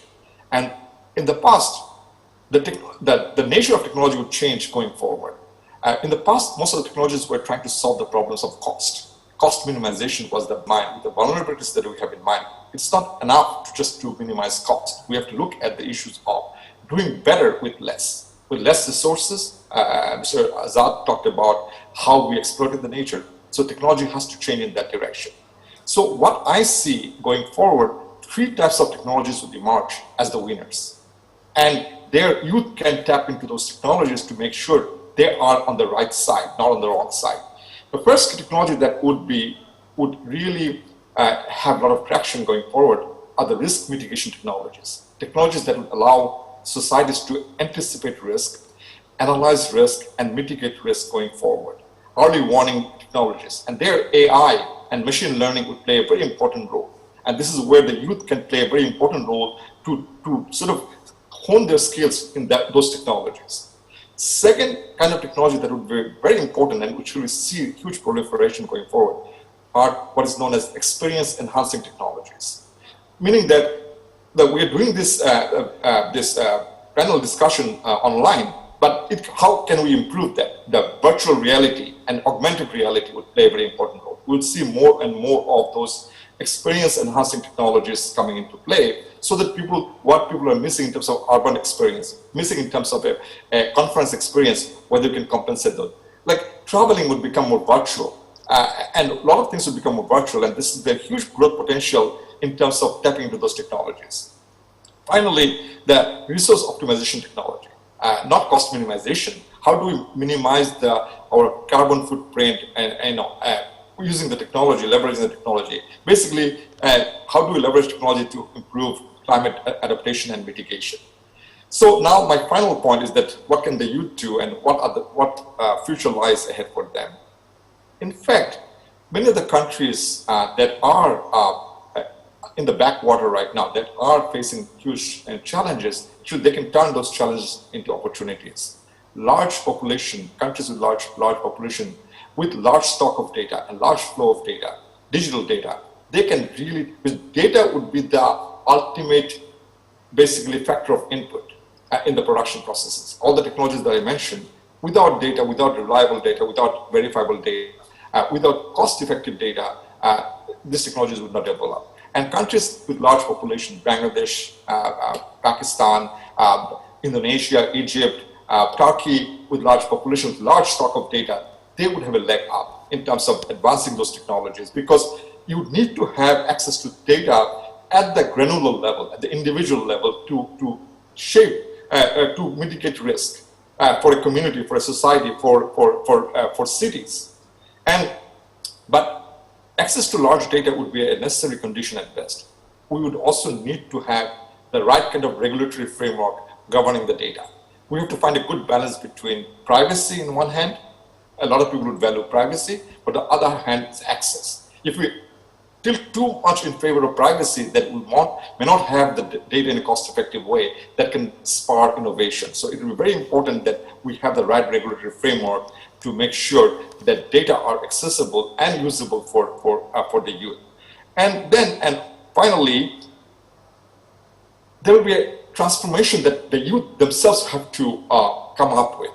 Transformation of being the users of data, users of technology. Because most of the youth, when we look at digital knowledge or digital literacy, we think about being able to use iPad or iPhone or smartphone is enough. That's not enough. They are using technologies and they are consuming technology, but they're not producing technology. So they have to be the producers of technologies, and that would take them in the forefront in terms of shaping the future for themselves. And it's not a zero-sum game in terms of there will be a lot of jobs destroyed going forward, but a lot more jobs will be created in terms of health prevention, risk prevention, in terms of many other sectors that we can think about. I won't go to the list, but all of them would be dependent on digital technology. And how we ensure the access for the youth to tap into those technologies will be very, very critical. My last point, I want to address Mr. Foreign Secretary's question that definitely global macro environment would not be conducive going forward. Global political environment would probably deteriorate faster than the economic environment. And that is an opportunity for many countries to tap into their domestic resources, the data resources they have, and build the right infrastructure to come out of this pandemic stronger and more resilient. Thank you. Thank you, Dr. Hamid Rashid, for your in-depth comments and about some of the positives that you mentioned, especially there could be also more job creation than job loss. So that was good. Perhaps we have already entered a new era, that is the new normal. And this is not only for COVID, but also the fourth industrial revolution, as many of the panelists have already talked about. COVID may further accelerate adoption of the fourth industrial revolution. And for the fourth industrial revolution, symbiosis between man and network would challenge our workplaces, our existing skill sets, and our present attitude towards work and business. Already we have seen how companies like Uber or Netflix or many of the e-commerce platforms and many others have successfully entered and survived without having a large physical presence in different countries. This has major implications on our workforce. As one of the major migrant-sending countries, our workforce would also require new skill sets and also reskilling to be able to remain competitive and relevant for the future job markets. To further deliberate on this, may I now request Dr. Sebastian Groh, Managing Director, Soulshare Limited, to deliberate on hot skills post-COVID context. Thank you very much, and as well, all protocols observed. I'll try my best to build upon what has already been said by my distinguished co-panelists, and hopefully also be able to touch upon a few of the questions which Mr. Anya Chowdhury has floated. I'll also show a few slides to underline what I'm saying.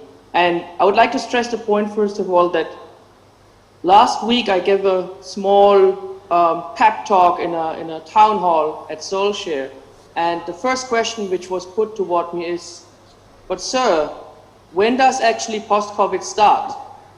And I was a little bit perplexed and wasn't quite sure, should I now quote the progress on the vaccines, or what should I say? And I think we have to change the perspective a little bit here too. And the title of this talk should rather be not hot skills post-COVID, but hot skills with COVID, because we can't wait for post-COVID. Nobody knows when post-COVID comes. I think we all have to learn, and what if there's another COVID after this COVID? We have to learn to live with this new reality, and we should talk about hot skills with COVID. And talking about acting now and the power of youth, I just wanted to show a quick article here from the Daily Star, which came out actually end of March. So these were the very early days when COVID was unfolding. We had the first cases detected here in Bangladesh. And it says tech happening, young ones lending a big hand, what the local startups are doing in the wake of coronavirus. And if you Google this article, you'll find examples of young startups here on food delivery, which I'm sure everyone here in the panel living in Dhaka has benefited one, of ride-hailing, of remote health checkups, COVID analytics. We had a small maker space here in Dhaka, which when the supply chains across the world broke down, started 3D printing these face shields. Now they are available everywhere, but it was the intention that early on, end of March, before the hospitals and emergency stations run out of them, that those would be even 3D printed in the local makerspace. And also energy and internet access at the very last mile. And here, a little bit touching upon this new blended learning and how do we guarantee that education continues, and really happy to hear about A2I's initiatives here, which were presented by Mr. Anya Chowdhury. And how can we fight against this digital divide? And I'm happy to offer support here from Soulshare on energy and internet access to A2I to really be able to have continuous access so that education doesn't stop but can continue. I think this is really important. In the preparation of this talk, I checked a couple of sources like World Economic Forum, Forbes, Fast Company, and so forth. Everyone has an article, what are the hot skills with or post-COVID. And I just created this little word cloud, so you have these terms, and we heard them in the presentations already: critical thinking, platforms, emotional intelligence, adaptability, data science, data. So these are the hot skills, but the question is, how do we nurture them? How do we access them? Are the universities across the world in Bangladesh, are they teaching these skills? And how can we improve this situation? What is interesting, and what also most of my previous speakers mentioned, was the COVID situation has accelerated the fourth industrial revolution. So the World Economic Forum, and that is a quote from 2 years back, the fourth industrial revolution is creating a perfect storm of business model change in all industries, resulting in major disruptions to labor markets. And that was kind of a prediction. That the question was, when is that storm coming? And the answer in the storm is now. And the storm was not so much as foreseen by the WEF, but it was actually in the face of this pandemic which we are facing right now. So what are those hot technologies? And I just picked out 12 here from, again, as a source from the World Economic Forum. I already mentioned 3D printing. We had another couple of mentions here already. Biotechnology, needless to say, how important and how much in the front line this is now, given the fight for the first vaccine across the world and who will get access to it and so forth. We hear more and more about blockchain and distributed ledger, and also have advances here in Bangladesh on digitalizing land rights and the kind of things, Internet of Things, artificial intelligence, and so forth. So these are kind of the hot technologies, and before we had the hot skills. Moving on, it was also mentioned by the previous speaker that there are jobs which will be diminishing. We even heard the job loss, Mr. Chaudhary said possibly 5.5 million. That's a staggering number. But there's also jobs which are new, which didn't exist before. So I think the huge challenge right now is how do we prepare the youth for jobs today which do not exist yet? So we have to basically predict what is going to be needed. So I wrote here 14 years ago. Originally, it was meant to be 10 years ago. That is, again, a slide from 4 years ago from the Future of Jobs report. And at that point, back in time, there was no drone operator, there was no social media strategist, there was no search engine optimizer or chief of listening officer, all these kind of neologisms and new jobs. So there's also new jobs. So the task for us is how does the youth embrace those new skills to be fit for jobs which don't even exist today? And I think that's quite a challenge. Moving on, there are also potential adverse impacts. And I'll just mention 3 here. And usually if you have challenges and adverse impacts, that's where also opportunities lie. And that's where I would try to draw the attention of the youth. In terms of inequality, we hear those numbers from Oxfam. 62 people basically control the assets, which is valued more than 3.6 billion. I mean, that inequality in this sentence says it all. And we knew that before the crisis, but now I think the crisis unearths more and more of inequality, and it becomes more apparent, given the digital divide, given that we can work from home through Zoom calls, but the majority cannot. So these things we have to tackle. Also in terms of security, we know that the more unequal the society becomes, there is a certain correlation or causation, possibly even, that society becomes more fragmented, there's more social unrest, so security issues arise. And lastly, as awesome as all the social media is, it also does create so-called echo chambers, which means, again, more radicalization, because you basically, the way the algorithms work of social media, we talk to our peers who have the same opinions, and this becomes accelerated then. So that is also a challenge out there which needs to be addressed. This post-COVID, with COVID society, we are all aspiring, and we heard that, so I'm going very briefly over it. It should be more inclusive, resilient, equal, and climate smart. We heard Mr. Assad quoting the numbers. We are heading towards a disaster. So this is also a chance, COVID-19, to recover better, to build back better in this momentum. And the key takeaways I would like to pass on for the youth here is, first of all, don't wait on post-COVID, act now with COVID. And Mr. Shudiptu also quoted an example. Within 1 month, somebody came up with a platform in a quick collaboration with the Portuguese youth. So act now, don't wait for post-COVID, and also don't wait for someone to help you, for the government to do something. Let's start, let's start walking the talk. And we heard the previous speaker again, change always brings about pluses and minuses. So I gave you the downsides, the slide before, because the downsides usually kind of hint us where are opportunities, where can we try to convert those minuses into plus. And these are opportunities in an economic sense, but also these are opportunities where we can have a real impact to make society more inclusive and so forth. So don't wait on others to help you, and take it into your own hands. And we see a lot of positive change happening already. I've been working here and investing in Bangladesh for the past 7 years, and I've seen tremendous change. If you take the energy sector, I'm working in the solar energy space, but only take this sector, in the last 7 years, it's massive what in terms of electrification happened, what in terms of capacity happened. Some things were short fixes, but another things were long-term strategic decisions. So under the leadership of the Honorable State Minister Nasrul Hamid, I think we did big leaps. We need to do more in terms of renewable energies, but I'm confident we can do that. And I would like to thank again for giving this forum and pass it back to the moderator. Thank you very much. Thank you, Dr. Sebastian, for your very illuminating points regarding hot technologies.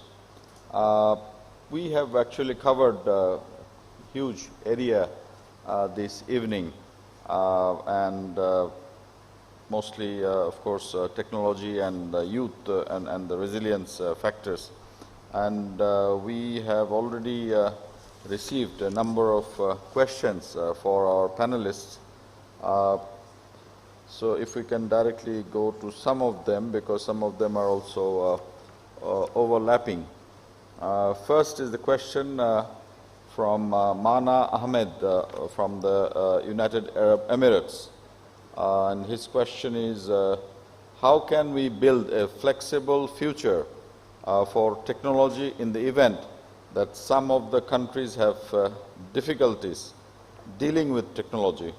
What can be an alternative plan to integrate and act in building a flexible future with technology? So this is a tough one. How we can build a flexible future with technology, and do we have any alternative plan to integrate it? And especially given the fact that different countries have different levels of comfort or difficulties in dealing with technology. So this is an open question. Any of our panelists would like to respond? Dr. Hamid Rashid. Yeah. Thank you. I think it's a very good question. I think flexibility is part of the resilience dynamics, because in order to be resilient in the future, we have to be very flexible. That means we'll move away from mass production, mass way to bring our products to the market, and move in the direction of more customization, more individualization of products and services that we consume. So that is where we are heading to in terms of, in terms of, for example, the clothing would become much more customized. All the goods and services that we consume would be much more customized, and digital technology would bring the producers to the consumers directly. There'll be a lot less of intermediation in the processes. That means we would see shortening of supply chains, shortening of many, many layers that we have in the production processes. And that would really lead to some efficiency, but also it will make more flexible, because right now, many of the producers face the problems of building up inventories. They overproduce, expecting the market demand is there. And as soon as there is a shock, the demand falls very quickly and they're stuck with their inventories. We'll not have that kind of situation in the future, because the market will become much more efficient in terms of anticipating any small fluctuation in demands. Every demand would be sort of traced at the individual level. And that would really lead to much more flexible production, a lot less waste. If you think about the waste that we do, even in every production process, about 30% is pure waste. And that can be eliminated, and that would also reduce the carbon footprint that we have.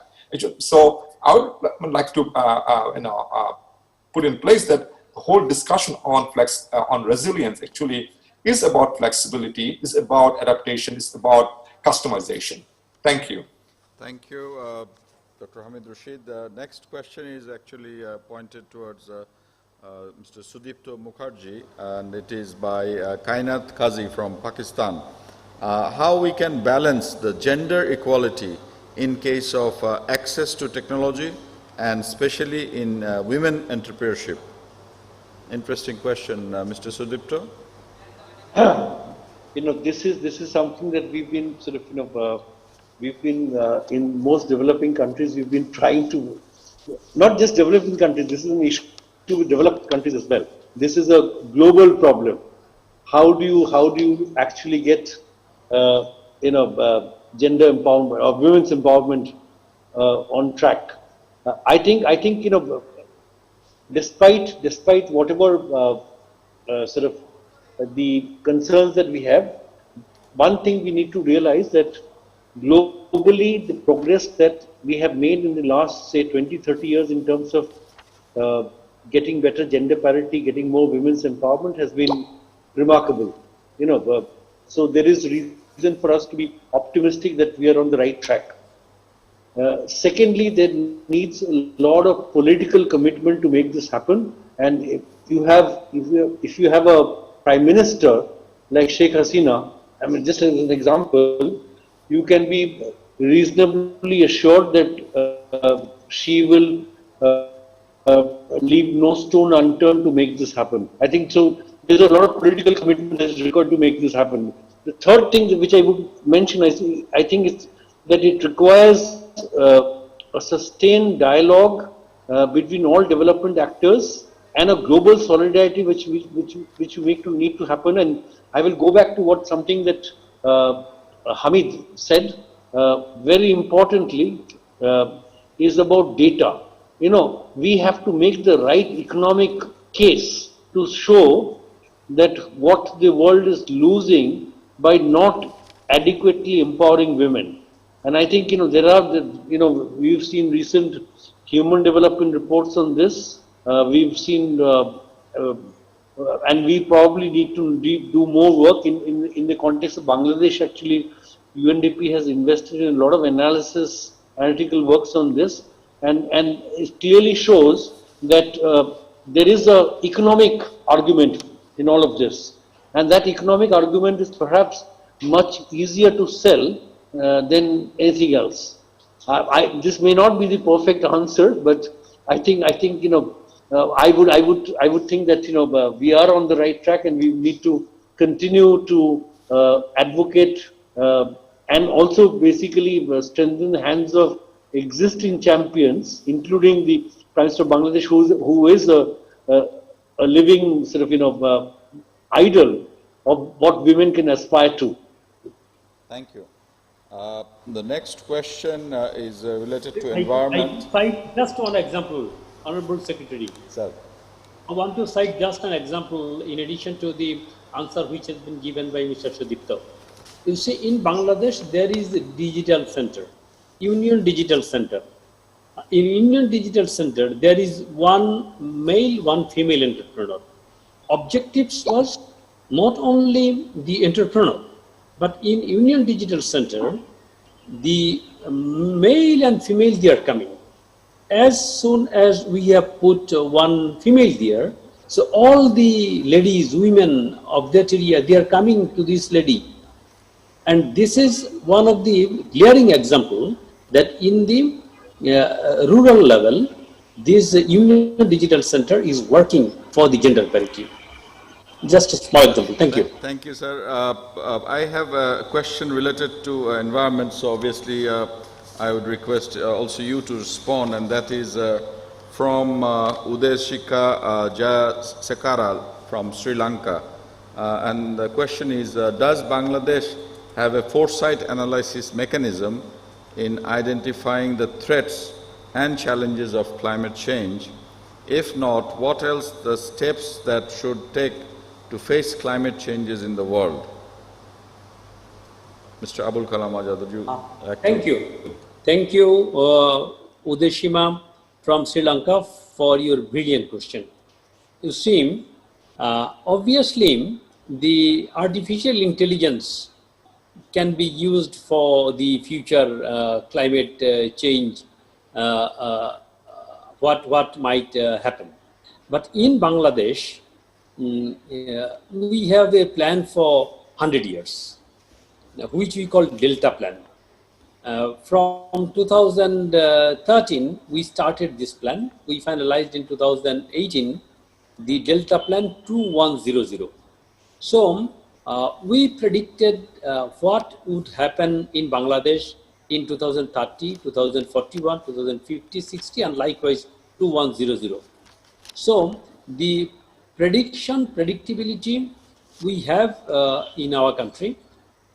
Likewise, as we were doing in Bangladesh, some other country were also trying, but unfortunately they could not prepare their plan for the 2100. So these types of plan, obviously this will be a dynamic plan, living document, because you don't know what will happen in future. Because the climate change, as we predict now, if it happens, then the globe will not sustain. So we need to turn the global trends of climate deterioration. But if we have the document, if you have the document like us, obviously you will also able to get some moral strength, courage, that yes, we are also able to face the climate change in our country. Thank you. Thank you, Mr. Ajad. Now I have two questions which have kind of similarity, and I'll direct them to the President of FBCCI as they relate to the economy.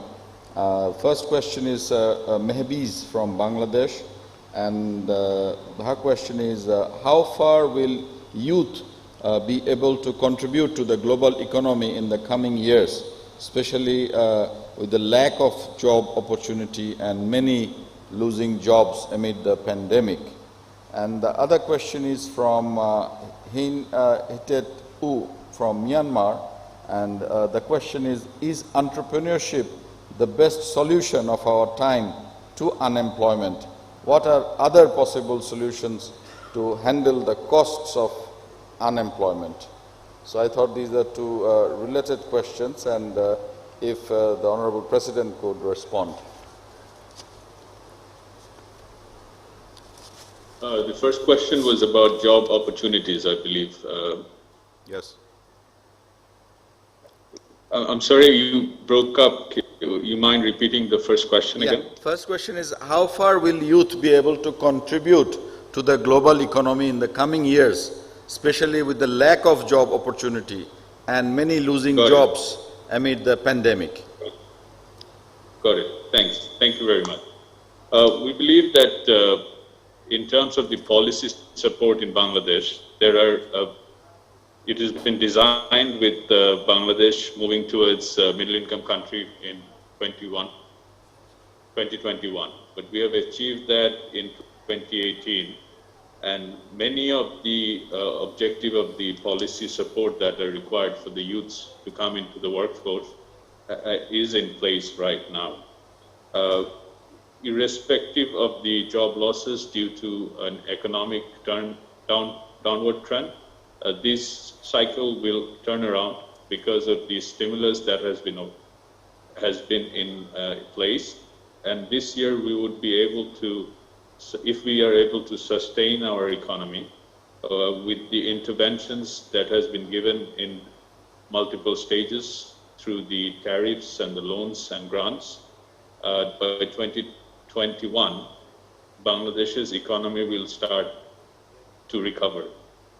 For the youths, for the young entrepreneurs, you know that Bangladesh's startup ecosystem has gone through, has come a long way over the last decade because of Digital Bangladesh.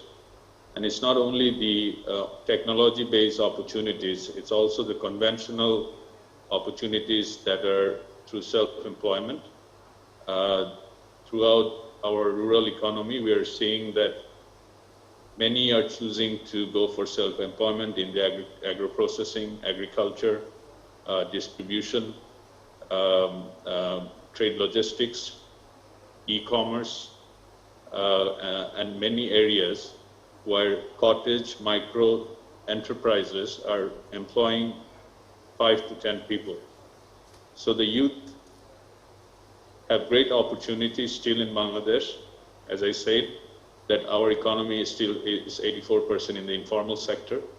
As it starts to, from the micro, small, medium enterprises, as it starts to scale up, many value chain opportunities will come about. And for the young generation to start any ventures at the early stage would be beneficial, because it's always beneficial to fail at the early stage. Then you take up chances at a later stage in life and fail. So we would, from our organization, we have a platform as a youth council.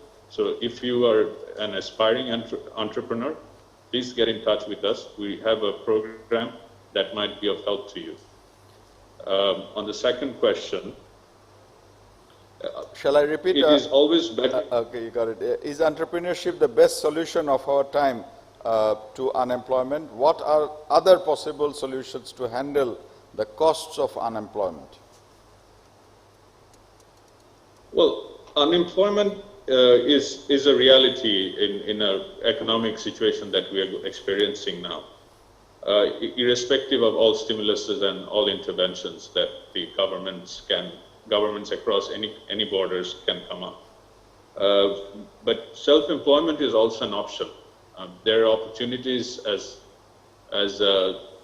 many service providers. We are doing a study in different districts as to the self-employability of services which an individual can deliver to a respective area.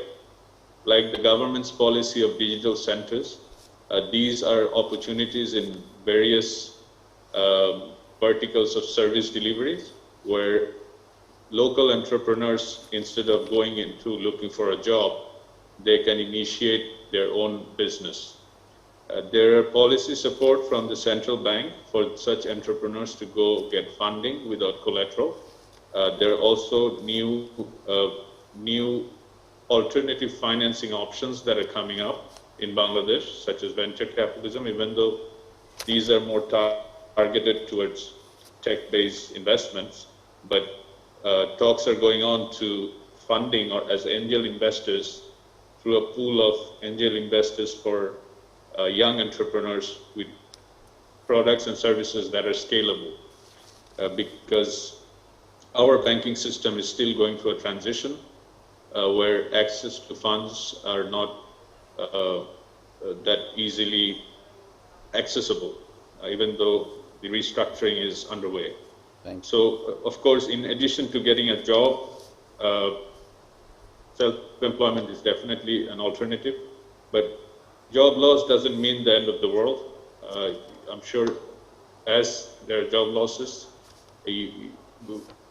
economic recovery will also happen, so the opportunities, new opportunities will also come in line. Thank you. Next, we have actually new sets of questions, so I would request the panelists to shorten their responses. As Mr. Anir Chaudhary left us with 4 questions, so I will get back to him with 4 similar questions if he could combine the answers. First, initiating online education has created digital divide because of lack of access of technology among disadvantaged people. How can we address this problem? Pacific Hakizi Amana from Rwanda. Next is from Bangladesh, Fahad Rahman Azhor. Do we need a new emergency post-COVID education policy to tackle the ongoing and aftermaths of the pandemic? The third one, in terms of having a buoyant and sustainable educational system, favorable employment and transformational entrepreneurial pattern, the lack of smooth transfer of technology may hinder the smooth education, employment and entrepreneurship. How can the OIC youths can overcome this? This question is from Tekang, country not mentioned. And the fourth one is, how could we minimize the gap between automated, digitalized global market and current conventional workforce who lacks the skills and education for automated industries? So these are all somewhat related to education. I know that Anir Chaudhary Abai is not necessarily an academician, but we discussed education policy in Bangladesh in the past for many on many occasions, so I would take the indulgence and ask him these questions. Thank you very much, Honorable Secretary. Difficult questions. So online education has created a divide. But let's actually flip it on its side. So if we did not have the online education, where would we be? We are able to reach about 60% of our students through TV, about 30%, 30 to 35% of our students through internet. But obviously the divide is there. So now we are exploring the possibility of using just feature phones so that students can call in and listen to micro bites of lessons, micro lessons, and can also communicate with teachers. This is a new innovation that we're launching very soon, and we'll see that that will actually reduce the divide somewhat. But the way to reduce divide further and the post-COVID education policy, let me actually combine my answer to the first one with the second one. As we heard that from Mr. Groh, that what does post-COVID really mean? I mean, it's not like post-COVID is happening next month or it's happening next year.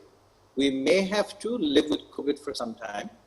The impact may be less, but we have to live with it for some time. But that is actually potentially a good thing because it has changed our mindset irreversibly towards increased use of digitization. And we have to make sure that the access that we are able to provide to students who now have access is actually increased to the students who don't have access, which basically means yesterday we had an incredible meeting with one of the large telecom providers, and they're coming up with an education package for students that cannot afford the current internet cost. So the cost of internet, the reach of internet would actually grow. And if you create the right incentives and the right requirements from the government, then this will actually be accelerated as well. So cost and reach of internet, I think, is an important thing in terms of reducing the digital divide for the education. Now, whether we need a new education policy, I don't think so, because our current education policy is flexible enough that is actually resilient to see us through to such emergency crisis. Around the world, I think whether the education policy is as flexible as Bangladesh's, we don't know. But what is more important than the policy itself is the implementation of the policy. Whether we are changing the curriculum, whether we are changing the assessment system, and we are not doing that in as quick a way as it needs to be done in Bangladesh. So curriculum needs to be much more market responsive. The way we do assessment has to change dramatically because we do an assessment at the end of the year. That has to be a continuous assessment process, and there are steps taken by the government of Bangladesh to change towards continuous assessment. So that's some of the things that we saw in the fourth industrial revolution skills, 21st century skills, critical thinking, collaboration, problem solving. Those can actually be addressed through continuous assessment. The third and the fourth question on entrepreneurship, some of it has been answered to some extent. There will be an emergence of new types of entrepreneurship. We are seeing new types of entrepreneurship in new supply chain. Supply chain was disrupted for a while. We saw the emergence of e-commerce. And in Bangladesh, we also saw the emergence of something called T-commerce, phone commerce. So customers would actually call in if they did not have access to the internet. They would call into a number and would order food or daily necessities or medicine, and that would be delivered to their doorstep. So this happened in the urban and peri-urban areas, and that's being expanded to rural areas. So that's a new surge of entrepreneurship that we have seen. We heard about data. Dr. Hamid talked about data, how data will actually create new types of entrepreneurship because data will emerge as services. So we'll see a lot of entrepreneurship there. However, again, our education system is not pro-entrepreneurship. So you'll see a lot of entrepreneurs happening in the early stage of education system, education dropout. So a high school dropout is much more likely to be an entrepreneur than a college graduate or an university graduate. So that basically says we have designed an education system that discourages entrepreneurship as you go up in the education ladder. So I think that needs to change, and we need to actually bring the new mindset of entrepreneurship and internship and basically experimentation in our higher education system. What was the last question? I couldn't quite capture the fourth question. The last Honorable question was Secretary. from Mr. Nayan Bishwas from Bangladesh. How could we minimize the gap between automated, digitalized global market and current conventional workforce who lacks the skills and education for automated industries? Thank you. In the last 5 or 6 years, we've seen an emergence of what is now known as online freelancing. So we have about over 600,000 registered freelancers in the country, many of whom actually earn a handsome income every month by doing online jobs. And the government has taken steps to train many of these freelancers, but many of them, many more, actually work without the support of the government and learning on their own. And they are not always doing coding jobs. They do column writing for international newspapers. They do search engine optimization, which does not require coding skills. So the emergence of many type of online jobs that are happening in Bangladesh, where people are learning, students are learning on their own. And that's what's going to happen more and more. So this is the gig economy that we are seeing. We're seeing that in Uber, we're seeing that in Pathao, we're seeing that in online freelancing. So you don't have a set job from 9 to 5. You choose your hours, you choose your type of work, and you actually train yourself towards that. And that again is an effect of what we now know micro-learning. So you actually go online and pick up a small certificate that requires you to do in 2 days, or another certificate that requires you about 6 days of training, and you do that on your own. And then we'll actually see a lot more of that in Bangladesh and around the world. Thank you. Another question, which is also a very pointed question, and perhaps Dr. Sebastian can respond, and that is from Mr. Bayurzan from Kazakhstan. The question is, what is the most important hard skill for being on the top during the digital transformation and in the future? He talked about many hard skills, but the question is most important hard skill. Dr. Sebastian. Sure, yeah, thank you very much. I think we talked so much about soft skills because this is what is kind of lacking what we learn in university. And Mr. Chowdhury just said it, if you actually go through university education, you're kind of getting discouraged to become an entrepreneur because it's more of the hard skills that you learn. But talking about hard skills, I think we heard the word data multiple times in this session.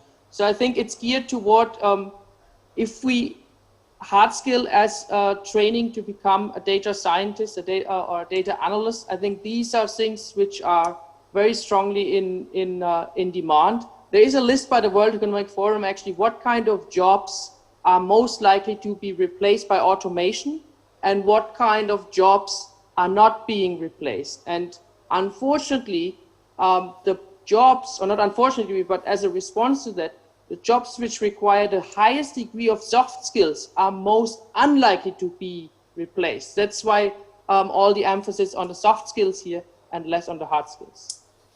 Thank you, Dr. Sebastian. In fact, we have so many questions that I am told by my colleagues that it can go deeper into the night. However, we have already passed the time slot that we were allotted. So I'll just go for one more question, and that is from Afrian from Indonesia, which maybe can be responded to by Mr. Sudipto. And the question is, what we can do, whether as officials or NGO or youth, to address the challenges of using technology in rural and remote area. Ignore the fact that some areas even having difficulty to access electricity. So actually there are similar questions about disadvantaged people having access, so a number of questions in that regard. Mr. Sudipto, would you care to respond?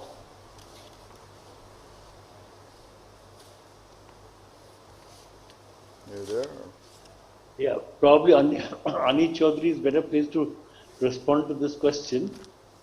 But I think it's important to develop a mindset, an SDG mindset. I'm very mindful of the fact that we have Mr. Abul Kalam Azad here, who has been a principal SDG coordinator. So the mindset of the government is basically last comes first, and making sure that the investments in infrastructure that are required to reach the last mile are made. Then only we should be able to do it. There are, of course, innovations which are available. I've seen innovations which actually have allowed, whether it's alternative energy sources, whether it's there was a time when I remember still that even mobile phone technology, there were ways of reaching it out to remote areas to connect people. So I think it's a combination of, again, I'll go back to a combination of a mindset, a political mindset, which basically wants to leave no one behind, to make sure that last comes first, makes the right investment decisions too, because this will all require investments in hardware, and of course, letting 1,000 flowers bloom when it comes to innovations. Because, we do have, particularly in a country like Bangladesh, where every single day you see numerous innovations come up. In fact, the last 2-3 months that we've been under lockdown, I've been amazed at the number of innovative solutions that people have come up with in terms of making sure that even under lockdown conditions, people are able to weather the crisis.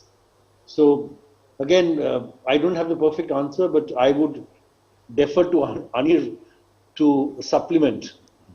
No, I think we'll pass on that one because we are running out of time. I think you covered well. One last question from Mr. Nahinur Rahman from Bangladesh to Mr. Abul Kalam Azad. And his question is, sir, told in his session that forestation will make job opportunities in the system. I want to know what specific sectors regarding this will create these job opportunities. Where Mr. Anil Chaudhary sir mentioned that furniture industries will see a decrease in job opportunities, which is the main forestation-based industry. So very interesting question. So I thought I'll take this last one for Mr. Abul Kalam Azad, please. Thank you. Thank you very much. You see, I told in my deliberation that about 800,000 hectares of land per year are from the forest. So deforestation is happening in 800,000 hectares per year. So afforestation, normal huge job opportunity will be there. So many plantation, and at the same time, as furniture industry, not only furniture industry, the woods can be the huge natural resources which can have the multiplier effect in creating the jobs, and at the same time it will save the nature. So afforestation, on the one side, the natural balance will be maintained. As I told in my deliberation that if we have the coastal belt afforestation, it can catch up 10 times of carbon dioxide. One glaring example in our country, that social forestry, a project is there. This very example is that in the government land, in the roadsides, in the embankments, the trees are planted. The land is owned by the government or the government agencies.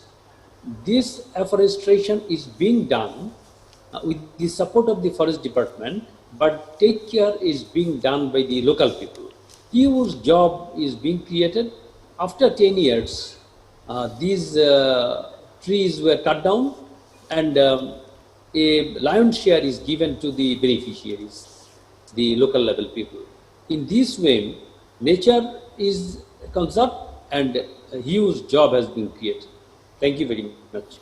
Thank you, Mr. Azad, for this response. We have already run out of time, and I would love to take more questions. Some of them I read and very interesting, very sharp, and we would need at least a few hours to do justice in responding them. So if I can request to the organizers if they can collate all the questions and maybe send it to our panelists. So if they have time, they can respond, and we can send them digitally in the coming days, because it would be really sad that if we let these questions go unresponded. So if any panelists would like to say the last few words, like 1 minute conclusion, you can raise your hands. Otherwise, we can conclude this very interesting session. Yes, Dr. Sebastian and then Dr. Hamid Rashid, but just 1 minute, please. Huh? Dr. Sebastian.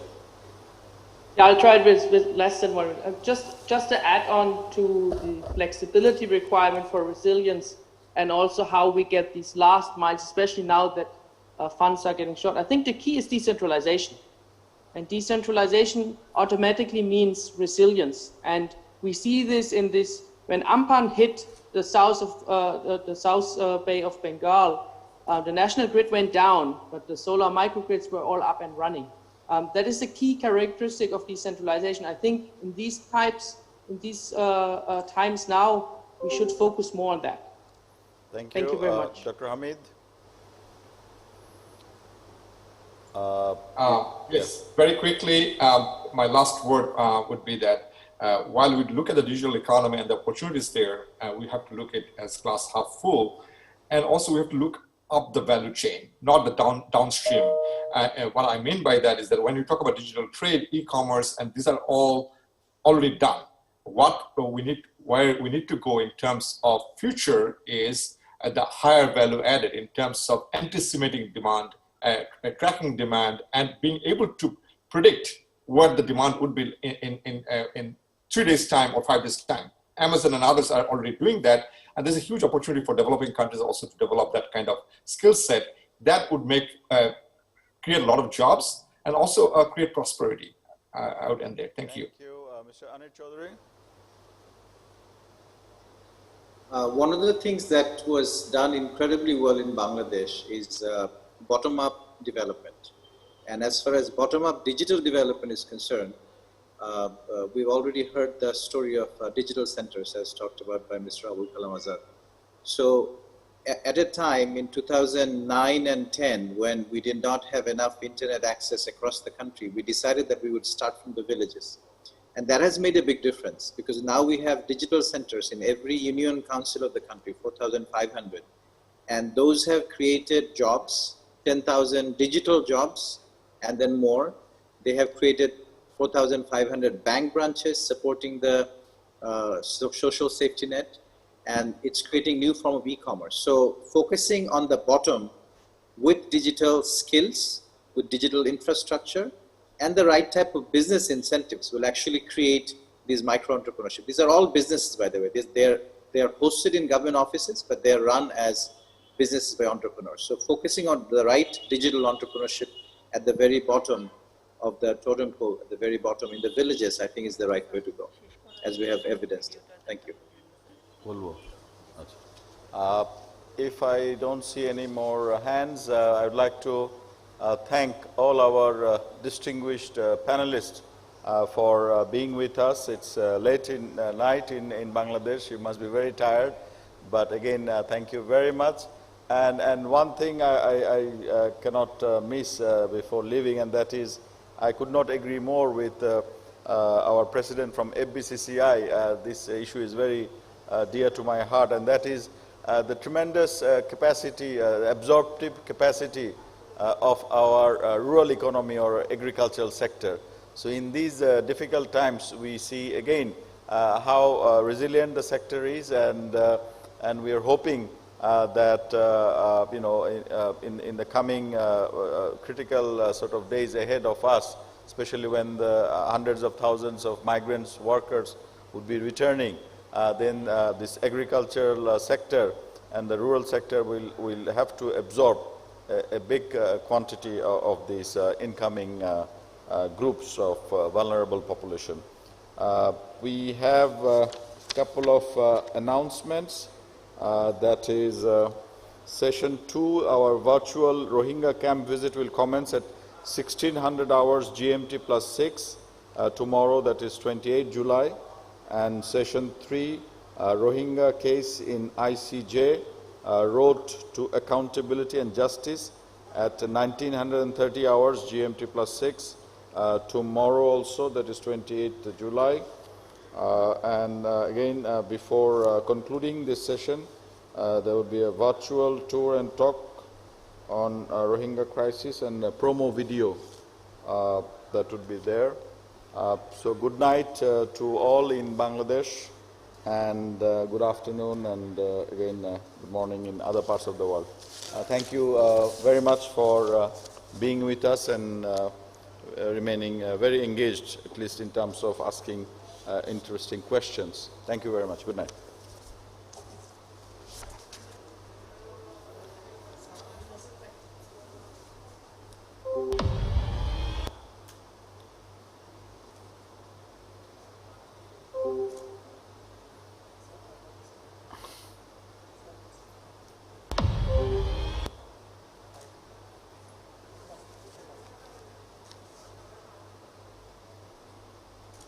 Thank you.